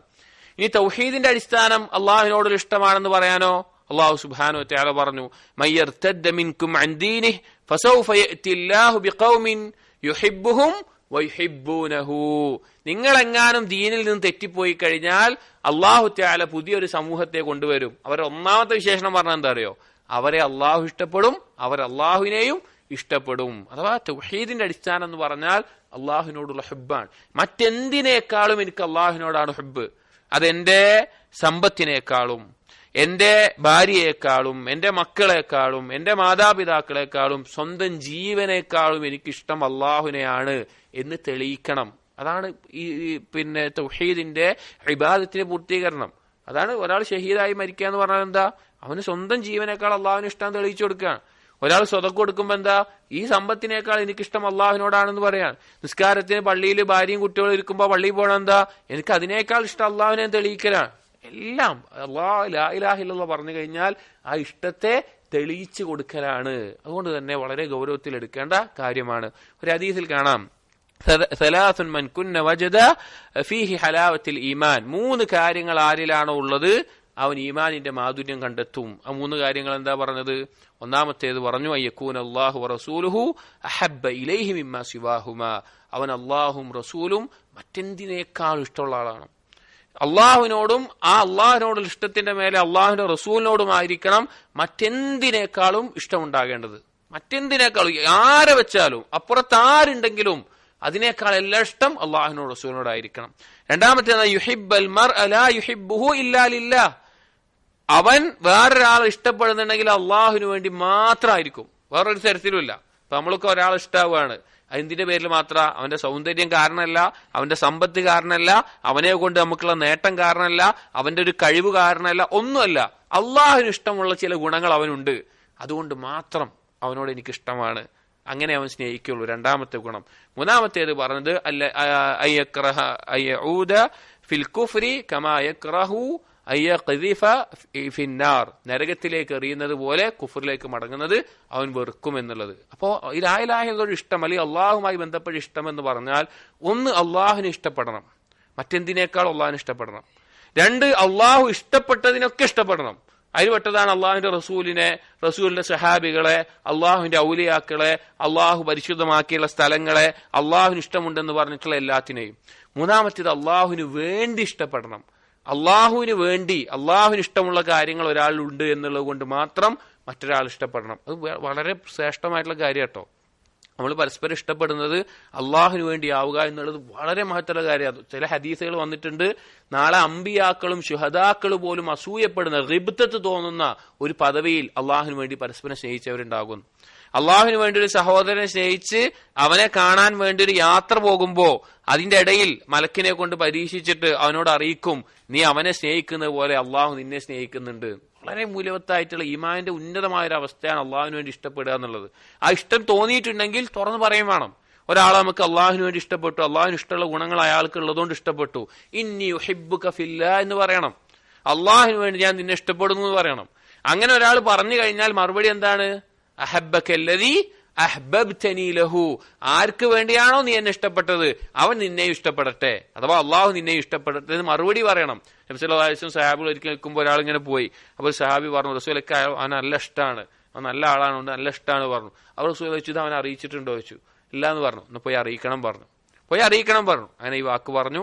അയാൾ മറുപടി ഇങ്ങനെയും പറഞ്ഞു. അത് നമ്മൾ ചെയ്യേണ്ട ഒരു കാര്യമാണ്. അപ്പൊ ലാ ഇലാഹ ഇല്ലല്ലാഹയിൽ അള്ളാഹുവിനോടുള്ള ഇഷ്ടം, അള്ളാഹു ഇഷ്ടപ്പെട്ടതിനോടുള്ള ഇഷ്ടം, അള്ളാഹുവിന് വേണ്ടിയുള്ള ഇഷ്ടം നമുക്കുണ്ടായിരിക്കണം. എന്നാലാണ് ലാ ഇലാഹ ഇല്ലല്ലാഹ് യഥാർത്ഥ രൂപത്തിൽ ആവുകയുള്ളൂ. ഇതാണ് പ്രധാനപ്പെട്ട നിബന്ധനകൾ. പിന്നെ 2 ഉള്ളത് ഇതിന്റെ ശാഖപരമായിട്ടുള്ളതാണെങ്കിലും എളുപ്പത്തിൽ മനസ്സിലാക്കാനുള്ളതാണ്. ഒന്ന് അൽ ഖബൂൽ, ലാ ഇലാഹ ഇല്ലല്ലാഹയെ അംഗീകരിക്കണം. ഈ ഹബ്ബിനെതിരാണ് ബുഗ്ള്, കർഹ് എന്നുള്ളത്, വെറുപ്പുണ്ടാവുക, വിദ്വേഷം ഉണ്ടാവുക. അതിനൊക്കെ ഒഴിവായിക്കൊണ്ട് ഇഷ്ടം ഉണ്ടാകണം. 5-ാമത്തേത് അൽ ഖബൂൽ, അംഗീകരിക്കണം. 6-ാമത്തേത് അൽ ഖബൂൽ, അംഗീകരിക്കണം. എന്താണോ ലാ ഇലാഹ ഇല്ലല്ലാഹ് കൊണ്ടുവരുന്ന കാര്യങ്ങൾ അതിനെ അംഗീകരിക്കണം. ഒരു തരത്തിലും അതിനെ എതിർക്കാൻ പാടില്ല, അതിനെ അംഗീകരിക്കണം. ഇപ്പോ ഉദാഹരണം പറയുകയാണ് എങ്കിൽ നബി സല്ലല്ലാഹു അലൈഹി വസല്ലം പറഞ്ഞ ഒരു ഹദീസിൽ കാണാം, ഒരു ഹദീസിൽ കാണാം, ഇന്ന മസല മാ ബഅസനി അല്ലാഹു ബിൽ ഇൽമി വൽ ഹുദാ, അറിവ് കൊണ്ടും നേർമാർഗം കൊണ്ടും അല്ലാഹു സുബ്ഹാനഹു വ തആല എന്നെ നിയോഗിച്ചതിന് ഉപമ എന്ന് പറഞ്ഞാൽ കമസലിൽ ഗൈസ്, അതൊരു മഴ പോലെയാണ്. അസ്ഹാബൽ അർദ്, ആ മഴ ഭൂമിയുടെ വ്യത്യസ്ത സ്ഥലങ്ങളിൽ മഴ പെയ്യുന്നു. അതിൽ തൊയ്യിബായിട്ടുള്ള സ്ഥലമുണ്ട്. തൊയ്യിബായിട്ടുള്ള ആ സ്ഥലത്ത് മഴ പെയ്തു കഴിഞ്ഞാൽ ആ വെള്ളത്തെ വലിച്ചെടുത്ത് ആ മഴ എന്ത് ചെയ്യും, ആ ഭൂമി എന്ത് ചെയ്യും, നല്ല ചെടികളും കായ്ക്കനികളും ഒക്കെ നൽകും. അതിനുപകാരം ഉണ്ടാവും, മറ്റുള്ളവർക്ക് ഉപകരിക്കുന്ന രീതിയിൽ റിസൾട്ടും കൊടുക്കും. 2-ാമത്തെ ഒരു കൂട്ടർ ഖിആനാണ്, ചതുപ്പ് നിലമാണ്. അത് എടുക്കൂല, മറ്റുള്ളവർക്ക് ഒരു ഉപകാരം ഉണ്ടാവൂല. 3-ാമത്തെ കൂട്ടർ പാറക്കെട്ട് പോലെയുള്ളവരാണ്. അത് വെള്ളം ഇങ്ങനെ കെട്ടി നിർത്തും, അതിനൊരു ഉപകാരം ഉണ്ടാവില്ല, പക്ഷെ ബാക്കിയുള്ളവർക്ക് ഉപകാരം ഉണ്ടാവും. 4-ാമത്തെ ഒരു കൂട്ടർ അത് അംഗീകരിക്കാതിരിക്കുന്ന ആളുകളാണ്, കബൂലില്ലാത്ത ആളുകളാണ്. അതിന്റെ മൈൻഡിയേ ഇല്ല, അതിന് തിരിഞ്ഞു പോയിക്കൊണ്ടിരിക്കും. അങ്ങനെ 4 കൂട്ടം ആളുകളായിട്ട് തിരിയുന്നുണ്ട്. 1-ാമത്തേത് ഒരു ഭൂമി അതിന്റെ വെള്ളം വലിച്ചെടുത്ത് ചെടിയും കായ്ക്കനികളും മറ്റുള്ളവർക്ക് നൽകുന്ന പോലെ, അഥവാ ദീനും ഇൽമും പഠിച്ച് മറ്റുള്ളവർക്ക് ഉപകാരം ഉണ്ടാക്കുന്നവർ. 2-ാമത്തേത് ചതുപ്പ് നിലം, അവൻ പഠിക്കൂല, മറ്റുള്ളവർക്ക് അവൻ വലിച്ചെടുക്കണ്ടാവും, അവന് എന്തെങ്കിലും കിട്ടിയിട്ടുണ്ടാവും, പക്ഷെ അവന് ഉപകാരം ഉണ്ടാവില്ല, മറ്റുള്ളവർക്ക് ഉപകാരം ഉണ്ടാവില്ല. ചതുപ്പ് നിലം പോലെ. 3-ാമത്തേത് പാറക്കെട്ട് പോലെ, അവൻ ഉപകാരം എടുത്തുണ്ടാവില്ല, പക്ഷെ അത് സൂക്ഷിച്ചു വെക്കും, വേറെയുള്ള ആളുകൾക്ക് എടുത്തു പോകാൻ പറ്റുന്ന അവസ്ഥയിലായിരിക്കും. 4-ാമത്തേത് അതിലേക്ക് മൈൻഡ് ചെയ്യാതെ തിരിഞ്ഞു നോക്കാത്ത ആളുകൾ. അപ്പൊ കബൂൽ ഉണ്ടാവണം. എന്താണോ ലാ ഇലാഹ ഇല്ലല്ലാഹ് കൊണ്ടുവന്നത് അത് അംഗീകരിക്കണം. ഏത് കാര്യം ലാ ഇലാഹ ഇല്ലല്ലാഹ് അടിസ്ഥാനത്തിൽ അള്ളാഹു ഇങ്ങനെ പറഞ്ഞിട്ടുണ്ട്, അള്ളാഹു ഇത് വിരോധിച്ചിട്ടുണ്ട്, അത് അംഗീകരിക്കാൻ ഒരു മടുപ്പും ഉണ്ടാകാൻ പാടില്ല. ഇതിനെതിരാണ് അത് അംഗീകരിക്കാതിരിക്കുക എന്നുള്ളത്. ഇപ്പൊ ഖുർആനിൽ ധാരാളം സന്ദർഭത്തിൽ അള്ളാഹു തആല പറഞ്ഞു കാണാം മുശ്രിക്കുകളെ പറ്റിയിട്ട്, വഇന്നഹും കാനൂ ഇദാ ഖീല ലഹും ലാ ഇലാഹ ഇല്ലല്ലാഹ് യസ്തക്ബിറൂൻ, അവരോട് ലാ ഇലാഹ ഇല്ലല്ലാഹ് പറഞ്ഞാൽ അവർ കിബിർ കാണിക്കും, അവർ സ്വീകരിക്കാൻ തയ്യാറാവൂല, കബൂൽ അവർക്ക് ഉണ്ടാവില്ല. കബൂൽ ഇല്ലാതാക്കുന്നത് റദ്ദിനെയാണ്, എതിർത്ത് നിൽക്കുന്നതിനെ ഒഴിവാക്കി അതിനെ അംഗീകരിക്കും. 7-ാമത്തെ നിബന്ധന, അവസാനത്തേത് ലാ ഇലാഹ ഇല്ലല്ലാഹ് ശുറൂത്തുകളിൽ ഉണ്ടാകേണ്ടത് അൽ ഇൻഖിയാദ്, സബ്മിഷൻ എന്നെല്ലാം പറഞ്ഞ കീഴൊതുങ്ങുക എന്നുള്ളതാണ്. അൽ ഇൻഖിയാദ് ഇല്ലാതാക്കുന്നത് തെർക്കിനെയാണ്, അഥവാ കീഴൊതുങ്ങാതിരിക്കുന്ന അവസ്ഥ ഉണ്ടാകാൻ പാടില്ല. എന്താണോ ലാ ഇലാഹ ഇല്ലല്ലാഹ് അത് അംഗീകരിച്ചാൽ മാത്രം പോരാ. അംഗീകരിച്ചു എന്നുള്ളത് ഒരാൾ എന്താവൂല, വിശ്വാസിയാവൂല, കീഴൊതുങ്ങണം. അപ്പൊ അംഗീകരിച്ച ആളാരാണ്? അബൂതാലിബ് അംഗീകരിച്ചിട്ടുണ്ട്. അബൂതാലിബിന്റെ ഒരു കവിതയായിട്ട് ഇമാം ബുഖാരി ഉദ്ധരിക്കുന്ന ഒരു വാക്ക് കാണാം, ലഖദ് അലിംതു ബി അന്ന ദീന മുഹമ്മദിൻ ഖൈരി അദിയാനി ദീന, എനിക്കറിയാം മുഹമ്മദിന്റെ ദീനാണ് ദീനിൽ വെച്ച് ഏറ്റവും നല്ല ദീനുകളിൽ വെച്ച് ഏറ്റവും നല്ല ദീനെന്ന് എനിക്ക് നല്ല ബോധമുണ്ട് എന്ന് ആര് പറഞ്ഞിട്ടുണ്ട്? അബൂതാലിബ് പറഞ്ഞിട്ടുണ്ട്. കാരണം ആ ബോധമുണ്ട്, അത് അംഗീകരിച്ചിട്ടുണ്ട്, അതൊക്കെ ശരിയാണെന്ന്. പക്ഷെ എന്ത് ചെയ്തിട്ടില്ല? അത് കീഴൊതുങ്ങിയിട്ടില്ല. ആ ലാ ഇലാഹ ഇല്ലല്ലാഹ് പറയാനോ അതനുസരിച്ച് ജീവിക്കാനോ തയ്യാറായിട്ടില്ല. അപ്പൊ ലാ ഇലാഹ ഇല്ലല്ലാഹ് പറഞ്ഞാൽ അത് അള്ളാഹു സ്വീകരിക്കണമെങ്കിൽ വഅനീബു ഇലാ റബ്ബിക്കും വസ്ലിമൂ ലഹ്. ഇൻഖിയാദ് എന്ന് പറഞ്ഞാൽ ഇസ്തിസ്ലാം, കീഴൊതുങ്ങുക, അള്ളാഹുവിന്റെ കൽപ്പനകൾക്ക് മുമ്പിൽ കീഴൊതുങ്ങുക, അള്ളാഹുവിന്റെ വിരോധനക്ക് മുമ്പിൽ കീഴൊതുങ്ങുക. എന്തെല്ലാമാണോ കൽപ്പനകൾ അതനുസരിക്കുക, വിരോധനങ്ങൾ ഒഴിവാക്കുക. തെറ്റുകൾ വന്നാൽ അനീബു, നിങ്ങൾ അള്ളാഹുലേക്ക് പശ്ചാത്തപിച്ച് സൽക്കർമ്മങ്ങൾ ചെയ്ത് മടങ്ങുക. വസ്ലിമൂ ലഹ്, പൂർണ്ണമായി കീഴൊതുങ്ങിക്കൊണ്ട് ജീവിക്കുക. അതാണ് ഇൻഖിയാദ് കൊണ്ട് ഉദ്ദേശിക്കുന്നത്. അപ്പൊ ഈ കാര്യങ്ങൾ, ഈ 7 നിബന്ധനകൾ നമ്മുടെ ജീവിതത്തിൽ ഉണ്ടെങ്കിൽ മാത്രമാണ് നമ്മുടെ ലാ ഇലാഹ ഇല്ലല്ലാഹ് അല്ലാഹു തആല സ്വീകരിക്കുകയുള്ളൂ. ലാ ഇലാഹ ഇല്ലല്ലാഹ് പറഞ്ഞാൽ സ്വർഗത്തിൽ പ്രവേശിക്കുന്നു എന്നുള്ള ആ കാര്യം ലഭിക്കണമെങ്കിൽ ഈ കാര്യങ്ങൾ വേണം. നമ്മൾ ആദ്യം പറഞ്ഞ ബിത്താഖയുടെ ഹദീസ് പോലെ അത്രയും പാപങ്ങൾ ഉണ്ടായിട്ടും അവൻ പറഞ്ഞ ലാ ഇലാഹ ഇല്ലല്ലാഹ് കൊണ്ട് അവൻ ആ പാപങ്ങളെക്കാൾ വിലപിടിപ്പായ ലാ ഇലാഹ ഇല്ലല്ലാഹ് മാറുന്നത് ഈ നിബന്ധനകൾ പാലിക്കുന്നത് കൊണ്ടും പൂർത്തീകരിക്കുന്നത് കൊണ്ടാണ്. അപ്പോൾ പലപ്പോഴും ചില ആളുകൾ വഞ്ചിതരായി പോകുന്നത്, ഞാൻ ലാ ഇലാഹ ഇല്ലല്ലാഹ് പറഞ്ഞ ആളാണല്ലോ, അപ്പൊ എനിക്ക് കുഴപ്പമില്ല, അപ്പൊ സ്വർഗത്തിൽ ഉണ്ടാവുമല്ലോ, അങ്ങനെ ധരിക്കാറുണ്ട്. അതാണ് ഞാൻ ആദ്യം പറഞ്ഞത്, ഇതിന്റെ പൊതുവായിട്ടുള്ള കായിക. ഒരു കാര്യം ശരിയാവണമെങ്കിൽ ഇജ്തിമാഉ ശുറൂത്തും വേണം, ഇജ്തിനാബുൽ മവാനി വേണം. ആ ഒരു കാര്യം നടക്കാനുള്ള നിബന്ധനകൾ അവിടെ ഉണ്ടായിരിക്കണം, അതിനെ ഇല്ലാതാക്കുന്ന തടസ്സങ്ങളൊക്കെ നീങ്ങുകയും വേണം. എന്നാൽ മാത്രമേ ഒരു കാര്യത്തിന് എന്തുണ്ടാവുകയുള്ളൂ, അതിന്റെ ദീനൊരു കാര്യം അറിഞ്ഞാൽ അതിന്റെ വിധി അവിടെ പാലിക്കപ്പെടണമെങ്കിൽ ഈ രണ്ട് കാര്യങ്ങൾ അവിടെ ഉണ്ടായിരിക്കണം. അപ്പൊ ലാ ഇലാഹ ഇല്ലല്ലാഹ്ക്ക് 7 നിബന്ധനകളുണ്ട്. അത് നമ്മുടെ ജീവിതത്തിൽ ഉണ്ടായിരിക്കുക, അത് കൂടുതൽ പഠിക്കുക, അത് എപ്പോഴും നമ്മൾ പരിശോധിച്ചുകൊണ്ടേ ഇരിക്കുക, ഇതിനെന്തെങ്കിലും വീഴ്ച വരുന്നുണ്ടോ എന്നുള്ളത്. ഒന്നാമത്തേത് നമ്മൾ പറഞ്ഞ എന്താണ്? ഇൽമാണ്, അറിവുണ്ടാവലാണ്. അത് ജഹലിനെ ഇല്ലാതാക്കും. അതിൽ 2 കാര്യങ്ങളാണ്, ഒന്ന് മഅന, 2 അർക്കാനുകൾ. മഅന ലാ മഅബൂദ ബിഹഖ്ഖിൻ ഇല്ലല്ലാഹ്, അർക്കാനുകൾ അന്നഫി വൽ ഇസ്ബാത്ത്. രണ്ടാമത്തേത് യഖീനാണ്. യഖീൻ ഇല്ലാതാക്കുന്നത് ശക്കിനെയാണ്. ദൃഢമായ വിശ്വാസം ഉണ്ടായിരിക്കണം. അതിൽ ഇൽമുൽ യഖീനുണ്ട്, ഐനുൽ യഖീനുണ്ട്, ഹഖ്ഖുൽ യഖീനുണ്ട്. നമുക്കുള്ളത് ഇൽമുൽ യഖീനാണ്, അതിന്റെ ഉന്നതമായ അവസ്ഥ. പിന്നെ അതിനേക്കാൾ കൂടിയാൽ ഐനുൽ ഖൽബ്, ഇഹ്സാനിന്റെ ദർജയിൽ എത്തുന്നത്. മൂന്നാമത്തേത് ഇഖ്ലാസ് ആണ്, നിഷ്കളങ്കമായിക്കൊണ്ട് 7 കാര്യങ്ങളിൽ നിന്ന് ഒഴിവായിരിക്കണം. ഏതൊക്കെയാണ് 7 കാര്യങ്ങൾ? ഷിർക്ക്, കുഫ്ർ, നിഫാഖ്, റിയാ, സുംഅത്ത്, ദിക്ർ, തലബുദ് ദുനിയ ബിഅമലിൽ ആഖിറ. ഈ 7 കാര്യം ഒഴിവാകുമ്പോഴേ ഇഖ്ലാസ് ഉണ്ടാവുകയുള്ളൂ. അടുത്ത് പറഞ്ഞത് സിദ്ഖാണ്. 4മത്തേത് സിദ്ഖാണ്, സത്യസന്ധമായിരിക്കണം. കപടതയുടെ ഒരു അംശമല്ലാതെ, കളവിന്റെ ഒരു അംശമല്ലാതെ, ഒരു ചതിയോ വഞ്ചനയോ ഒന്നുമില്ലാതെ പറയുന്ന വാക്കും പ്രവർത്തനവും ഒരുപോലെ, അകവും പുറവും ഒരുപോലെ ആയിട്ടുള്ള അവസ്ഥയിലായിരിക്കണം നമ്മൾ ഉണ്ടായിരിക്കേണ്ടത്. 5മത്തെ മഹബ്ബ, മറ്റെന്തിനേക്കാളും ദീനിനോടും ലാ ഇലാഹ ഇല്ലല്ലാഹയോടും അള്ളാഹുവിനോടും റസൂലിനോടും അള്ളാഹു ഇഷ്ടപ്പെടുന്നതിനോടുള്ള ഇഷ്ടം നിറഞ്ഞു നിൽക്കുന്ന അവസ്ഥയായിരിക്കണം ഉണ്ടാകേണ്ടത്. 6മത്തേത് ഖബൂൽ, ദീന് കൊണ്ട് പറയുന്ന ഏത് കാര്യവും അത് അംഗീകരിക്കണം. 7മത്തേത് ഇൻഖിയാദ്, അതിൽ കീഴൊതുങ്ങുകയും വേണം. എന്നാൽ നമ്മുടെ ലാ ഇലാഹ ഇല്ലല്ലാഹ് പരിപൂർണമാകും, ഷർത്തുകൾ പാലിക്കപ്പെട്ട ഒരു ലാ ഇലാഹ ഇല്ലല്ലാഹയായി തീരുകയും ചെയ്യും. അല്ലാഹു തആല അങ്ങനെയുള്ള ലാ ഇലാഹ ഇല്ലല്ലാഹയുമായി അള്ളാഹുവിന്റെ അടുക്കൽ എത്തുന്ന അടിമകളിൽ നമ്മെ ഉൾപ്പെടുത്തുമാറാകട്ടെ. അതിനെ പൂർത്തീകരിക്കാൻ, സാക്ഷാത്കരിക്കാൻ, തഹ്ഖീഖ് ചെയ്യാനുള്ള തൗഫീഖ് നമുക്ക് നൽകുമാറാകട്ടെ. സുബ്ഹാനകല്ലാഹുമ്മ വബിഹംദിക് അഷ്ഹദു അൻ ലാ ഇലാഹ ഇല്ലാ അൻത അസ്തഗ്ഫിറുക വഅതൂബു ഇലൈക് വസല്ലല്ലാഹു അലാ നബിയിനാ മുഹമ്മദിൻ വഅലാ ആലിഹി വഅസ്ഹാബിഹി അജ്മഈൻ വൽഹംദുലില്ലാഹി റബ്ബിൽ ആലമീൻ.